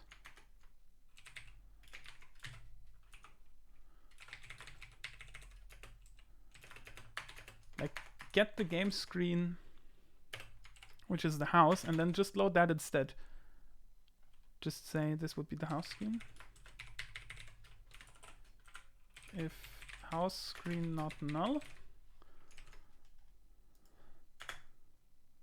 just load the house. So just say target scene equals house screen.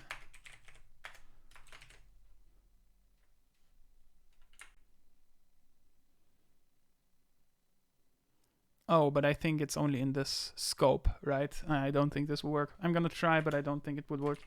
So redirect loading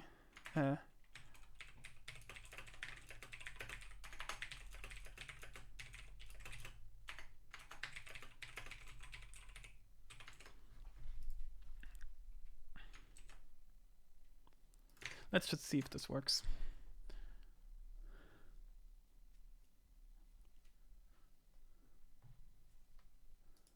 Like, this is pretty hacky, I think. Pretty hacky way of doing it, but it is exactly the type of behavior we want. Like, if we died and wanted to continue our journey, we do not continue our journey. We instead go home. Also, we should deactivate the game over screen again. and apply it in the UI. Save the scene, and then go to the map.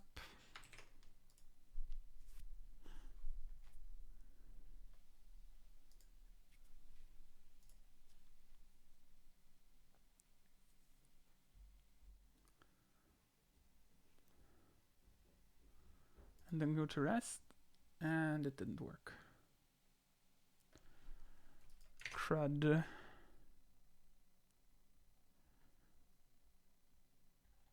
Okay, because target scene isn't map here.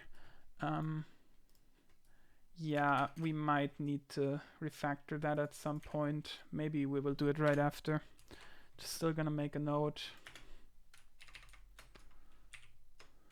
to do refactor visible or exit here to know about the screen which is being loaded.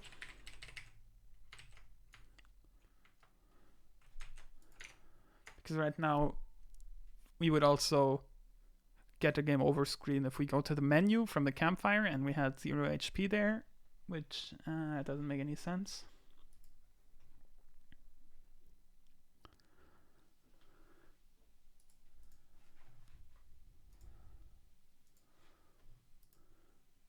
Okay, so we go here, everyone gathers, and then we rest, and we died, and it didn't work. We are on the map again.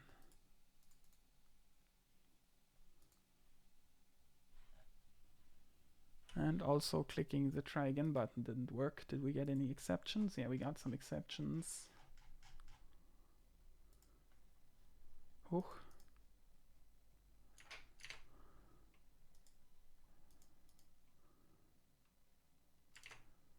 Wait.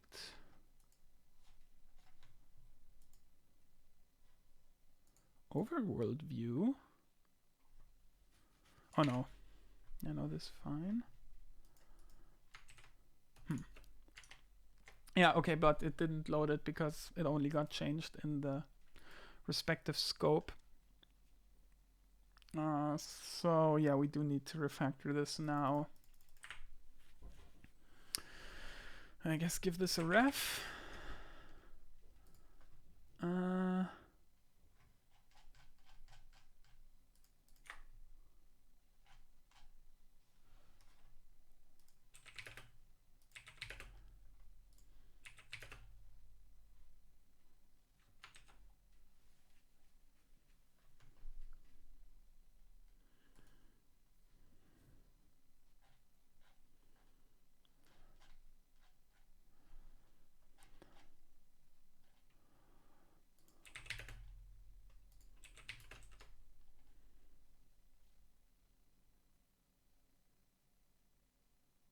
Oh, okay. We can't do that because of enumerator. Makes sense. Yeah, that's actually not that's not great. So we could wrap the object one more time. That's a thing we could do. And then change assigning the child.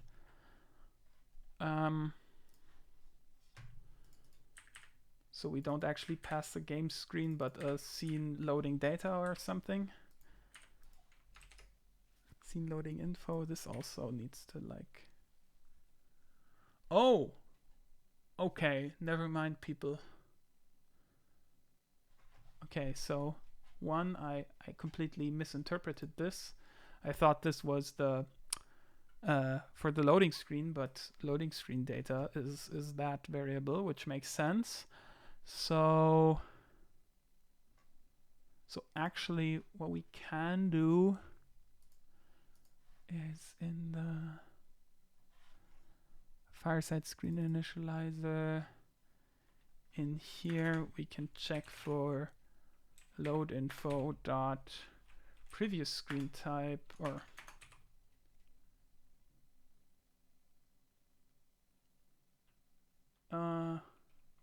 no, actually.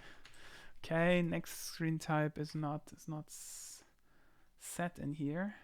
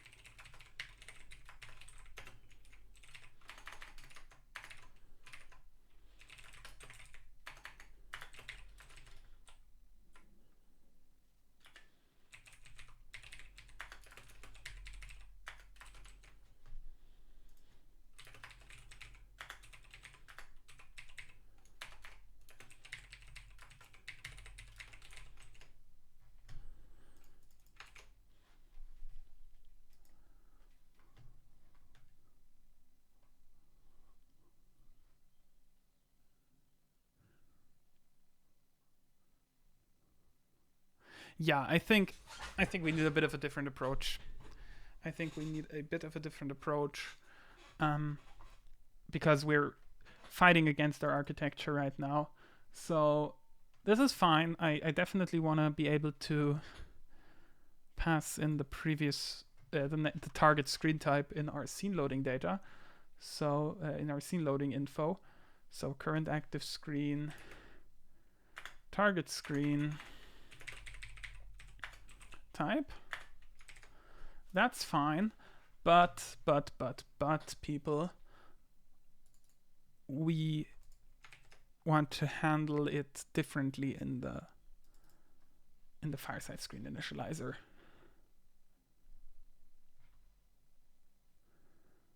We don't want to do this here. We want to do it when we press the exit button.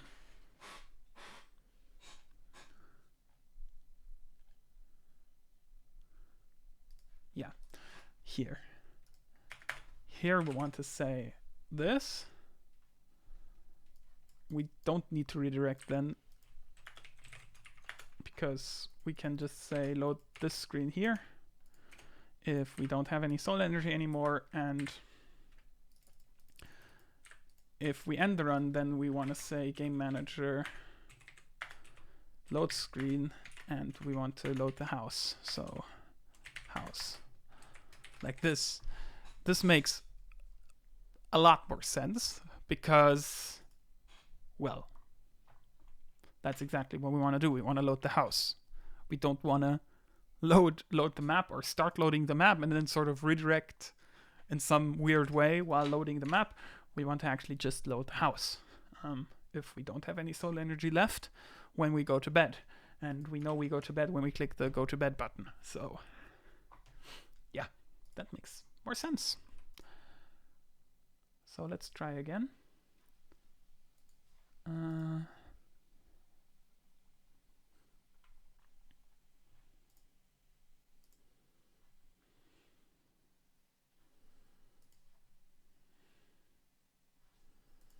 Now we rest, and we died. And yeah, we're at the house. That's great.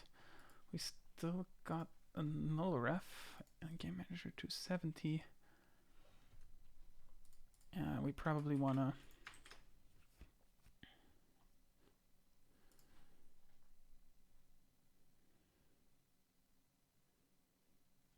null check that.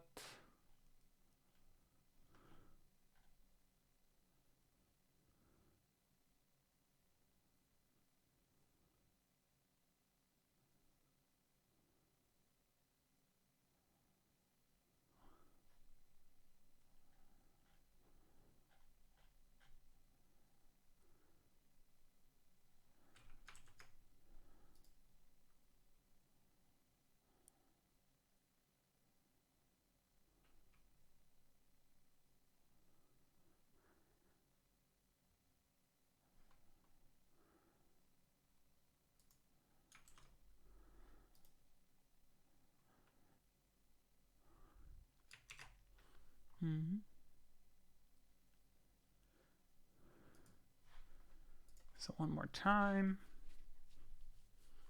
I think the issue was just that the event didn't check for null because we haven't actually implemented the house scene yet. It's very, yeah, it's just not implemented at all. Rest. Oh, nope, that ain't good.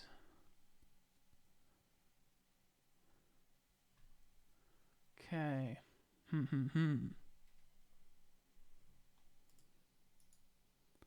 Okay. We definitely managed to start the journey again. That's nice.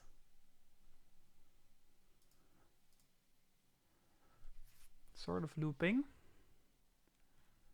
But why are we not going to the house screen?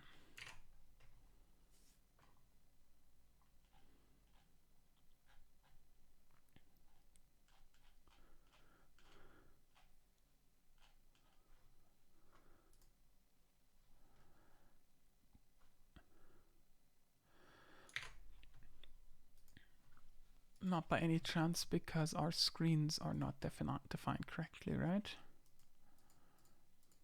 Nope, house is defined with the house screen. And the house screen looks like this. This is exactly what we wanted.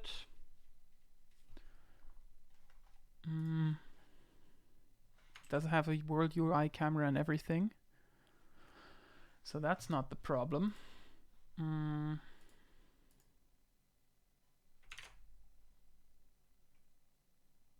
Yeah, but we just loaded the map screen and then died later. I have no idea.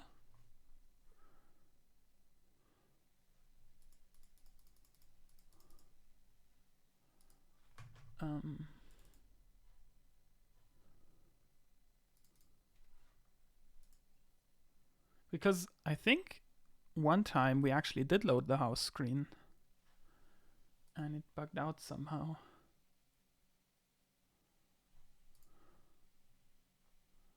Zero soul energy. We go to rest and we died. Cool.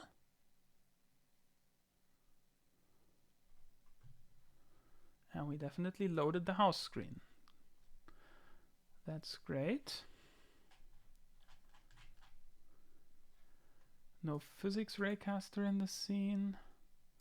If we try again, we go back here. That's fine. That's fine. I think, people, what happened...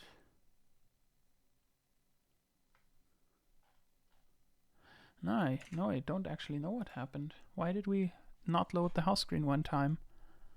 I was thinking maybe it's because we hit the button too quickly, the rest button, but it, like the hook which attaches the event listener, or the method which attaches the event listener to the rest button, actually, yeah, got there too late. I don't get it.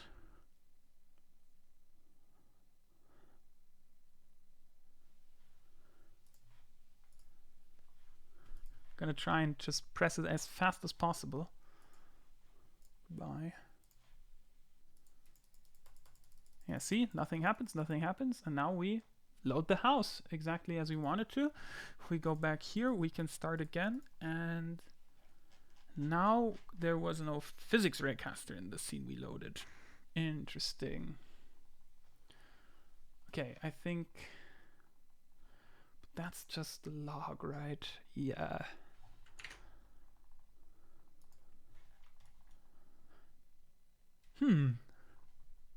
Okay, so I'm just gonna add a physics raycaster to the house, so we don't get that error anymore, and try again. Don't think that should make any difference though.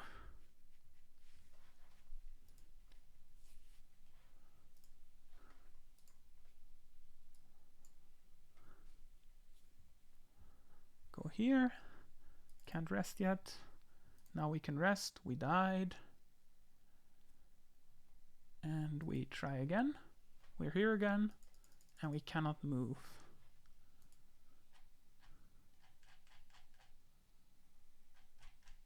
And we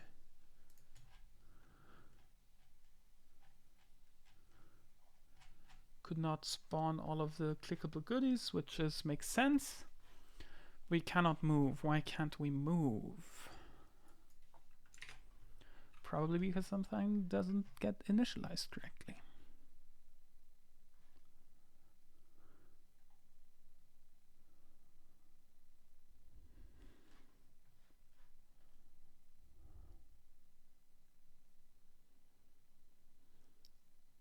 But we did get reset, so we definitely got reinitialized there.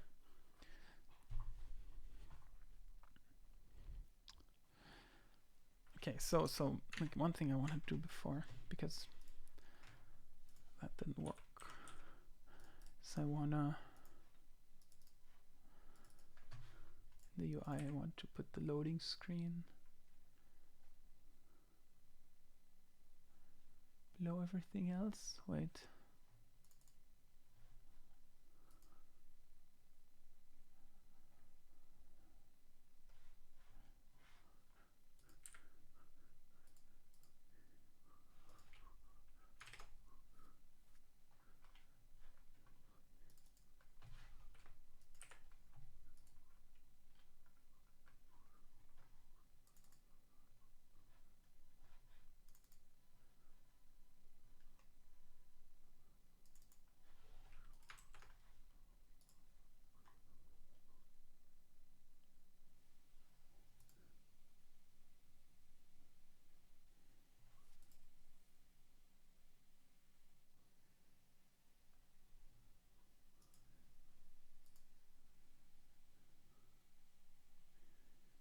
And now we're not. Okay, this must be like an accuracy error, like floating point accuracy error.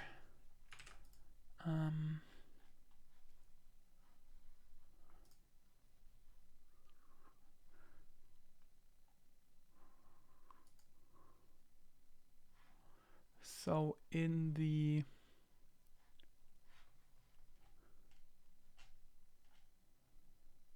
Fireside screen initializer, let's not check for this, but let's check for float epsilon.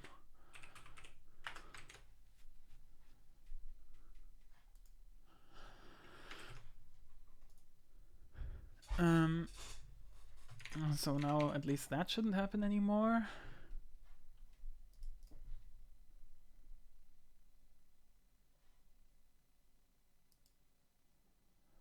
What the heck is happening? Else cannot start a statement. What? Oh. Whoopsie. Accidentally changed some code. Okay.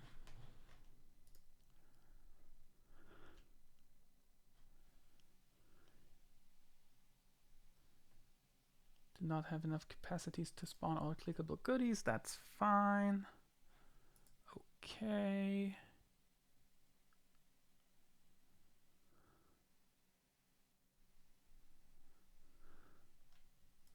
Rest, we died. We're in the house. Great. Come back here and we cannot click anywhere. And I think I know now why that is, because the map was still cached.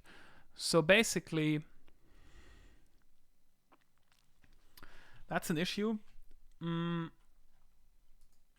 with our caching system. I think you want to be explicit about it, because we don't actually want to unload the map completely if we go to the main menu, for example. If we load the main menu. Yeah, let's just say we're explicit about it. So let's go into the game manager. We want to like toss the cached map screen.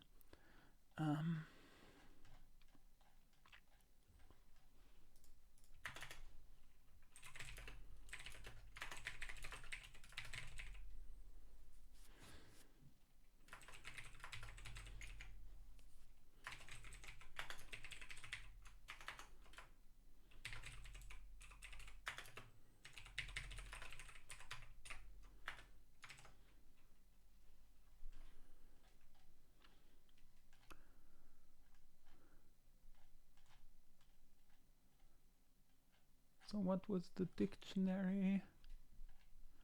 Hidden scenes.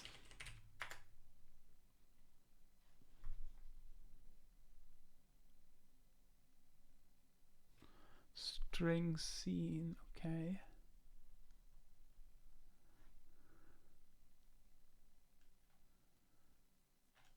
Okay.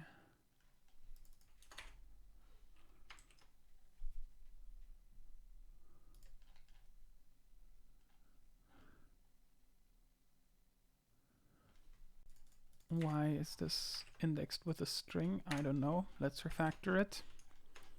Definitely need to index this with the enum.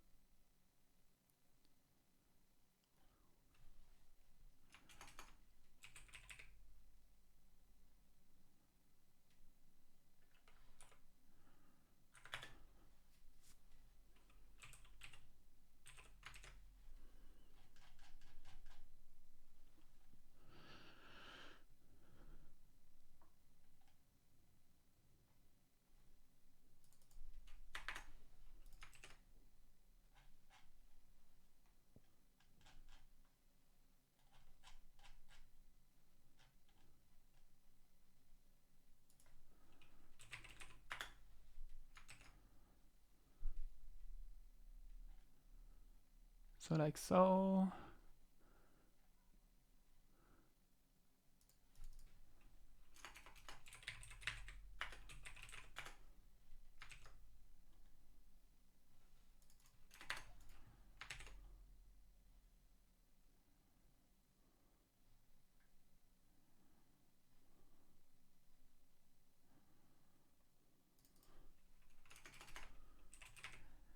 Hey LARP squad power.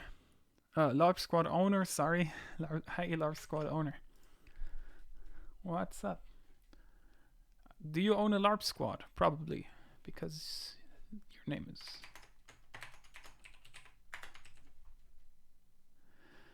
We're making a sort of, peaceful roguelike, I'd say, where you play a merchant and you go from fireplace to fireplace and you need to trade. And the farther you travel, the more soul energy you lose. And when you lose all of your soul energy, you get like morph into the spirit form and you are transported back to your home. And to get soul energy back, you need to make other people happy, offer them good trades, and talk about heartwarming things at the fireside. So it's sort of a game which focuses on the breaks of a journey. Yeah.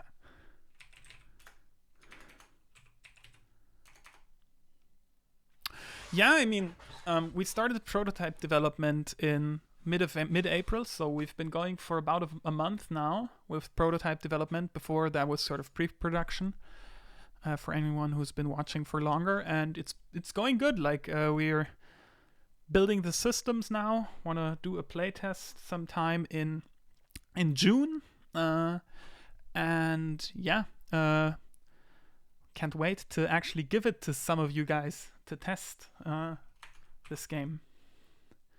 But still a lot to do.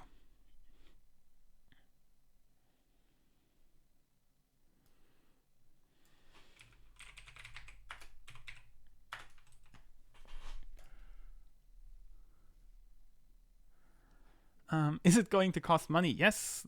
Well, testing not, obviously, no.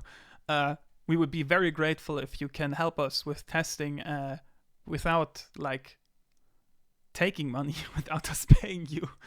We can't do that. We're still a very new studio, and you can join our Discord. I think there's a link below the stream. I'm not 100% sure about that. Let me just check.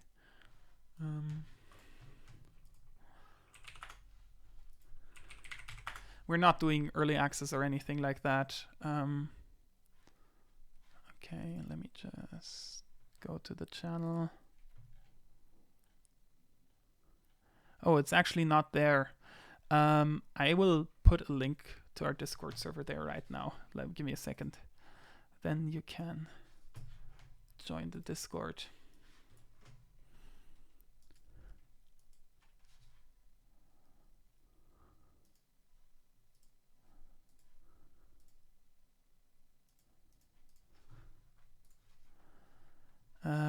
But the game itself is going to cost money, of course. Like once we finish developing it, we will launch it on Steam.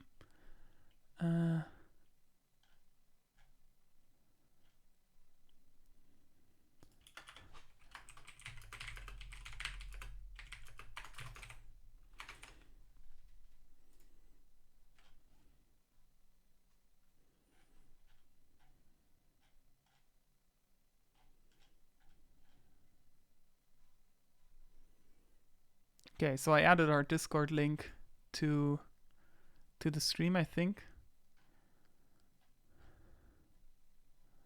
Well, not quite yet. You can definitely find a link now and copy paste it, but I want to make it. I'm gonna do that afterwards. For now, you can copy paste the Discord link I just added, but you can also just follow us here on Twitch, and then later I will update with a proper. Or I'm gonna put it in chat. What am I doing?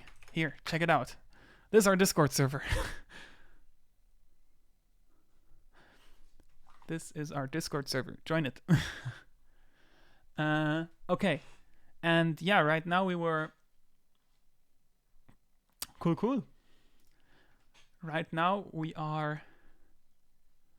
I'm trying to refactor our scene loadings so we can actually get rid of some caching issues.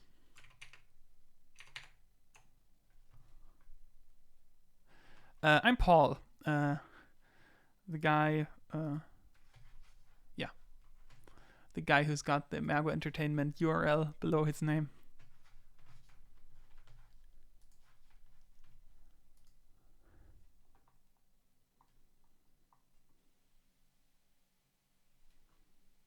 Okay, so now we're getting some loading issues.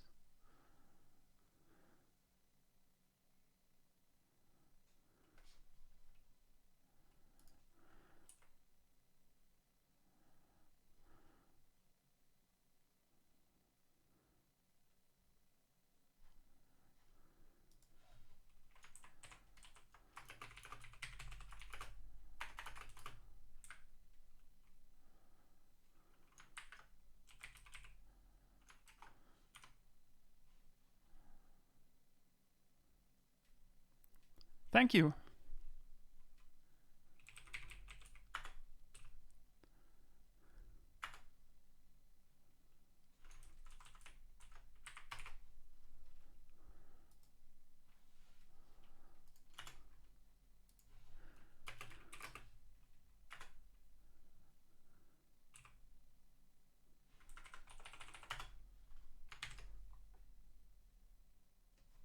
Like so, maybe?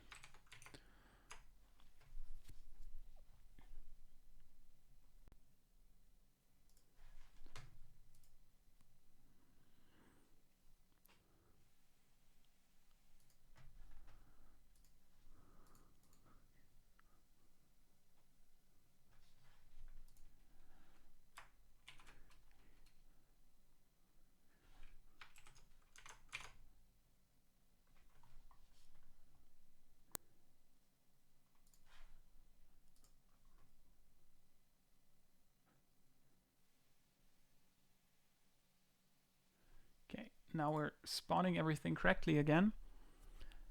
And we should still be having these issues where now if we go game over,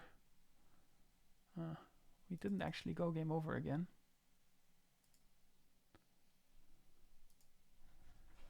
Yeah, but still, we don't reinitialize correctly. So what I wanted to do is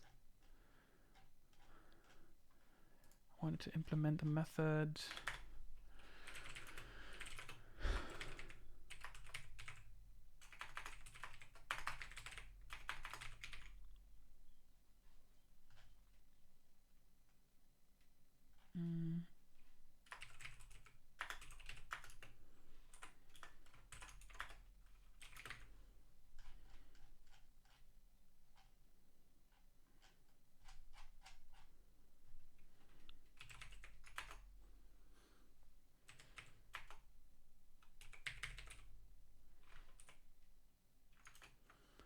What was the dictionary called?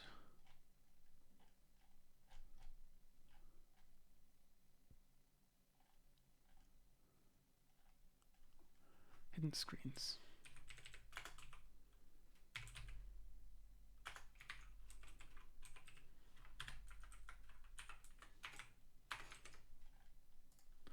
So if we have one in the cache, then we want to remove it. So basically,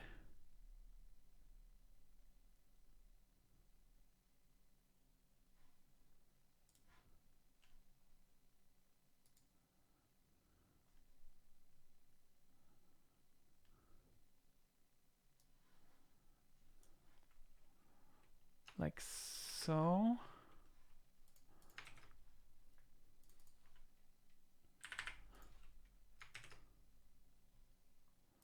Like so. And then we also want to say scene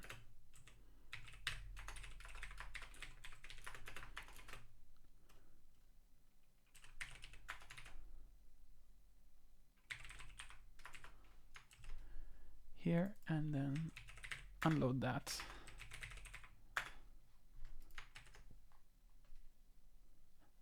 Like this. So now we can say when we call this method with the game screen type, then we remove that from cache. And what we want to do is when we die in the overworld in the campsite screen. So in the Fireside screen initializer here, we actually want to clear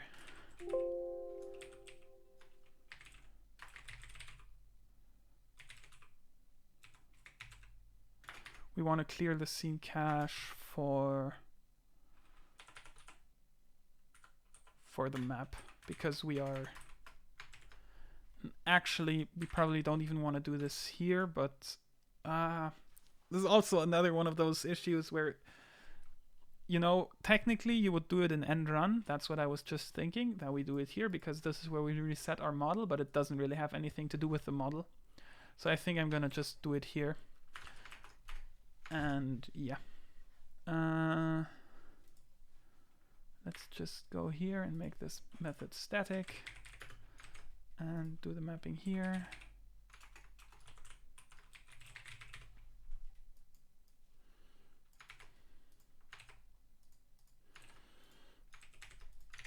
Okay. And now in theory,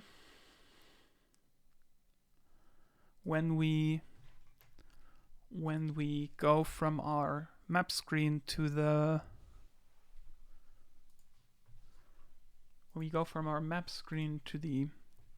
other screen, whatever you call it, to the rest screen, and we die, yeah, we unload our map, and now if we load again, we should be able to click again, which we are. Great. That's great.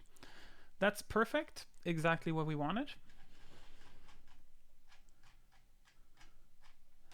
Now my only question is, what was null reference? Okay, this was still only the capacity, which is fine. And if we dare challenge him, we go to negative 18 soul energy, then we just die instantly. Cool. And we can start again, go here again. Yeah. It seems we have succeeded, people. It seems we can make a commit. We can still talk here, blah, blah, blah. And we can rest And then, okay, this is exactly, this bug still happens. And I think it's just because our soul energy isn't exactly 0, because we missed like a tick on yeah, we just missed a tick before completing the journey or something, or floating point inaccuracies. My point is that epsilon was too large for our check, so let's, instead of epsilon, use a slightly larger value. Let's make a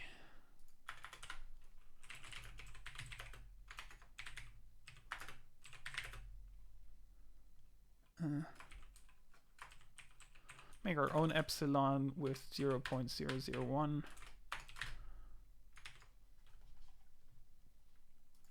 And actually, let's put that in the game manager.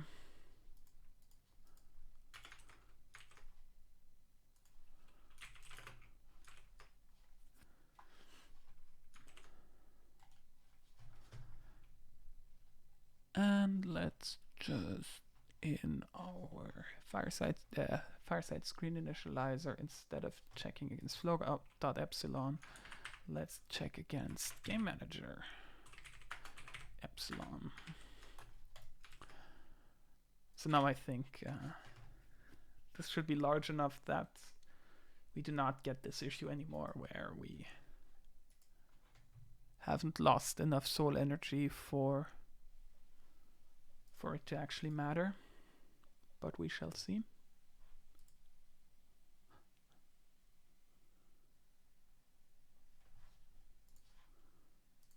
Rest, we died, perfect.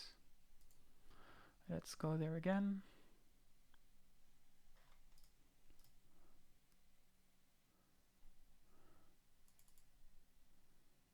Rest, we died, nice. Let's go again. Okay, noted, quests are not reinitializing completely, but yeah, okay, now this works. Slightly larger epsilon value also accounts for Unity weirdness, where we finished the journey without actually, like, with 1 tick less in time.delta time. Thus, the journey does not actually have 100% completion, but like 99.98 or whatever. Okay. Added, game over. Great.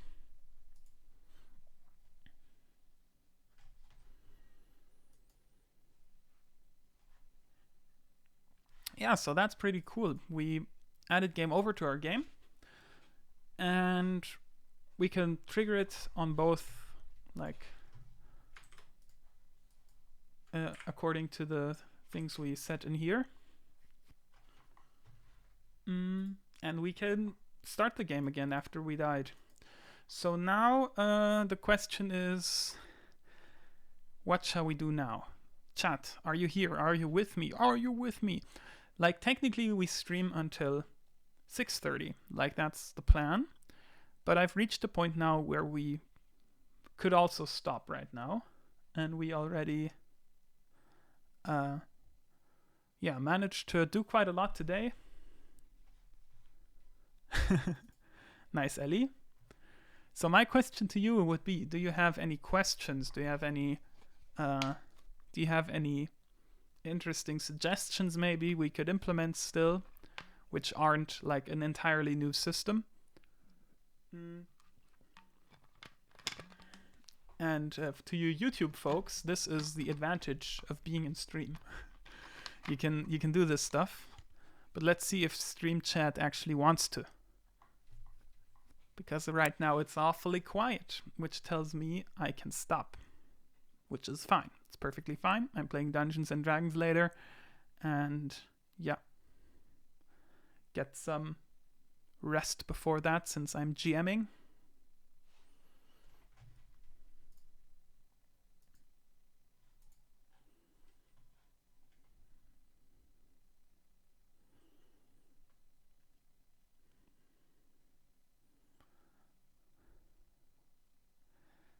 Ellie can't think of anything. She's drawing. Knoppix is here. Haven't seen you in a while. Cool that you're here. Silence. Yep. I mean, it's fine. We did what I came to do today, and I'm pretty happy with the code. I mean, oh, actually, one thing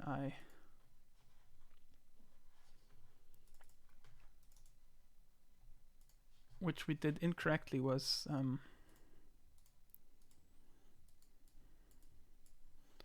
this. We actually had to add a camera to the loading screen because reasons. No, it's fine. Like, I'm fine with stopping the stream early today, since yeah, I also like my Saturdays afternoons free time. And yeah, we did everything we wanted to do. So I think that will then be a shorter stream today. If you haven't joined our Discord server yet, you can gladly do so by clicking the link I posted in chat or clicking the link below.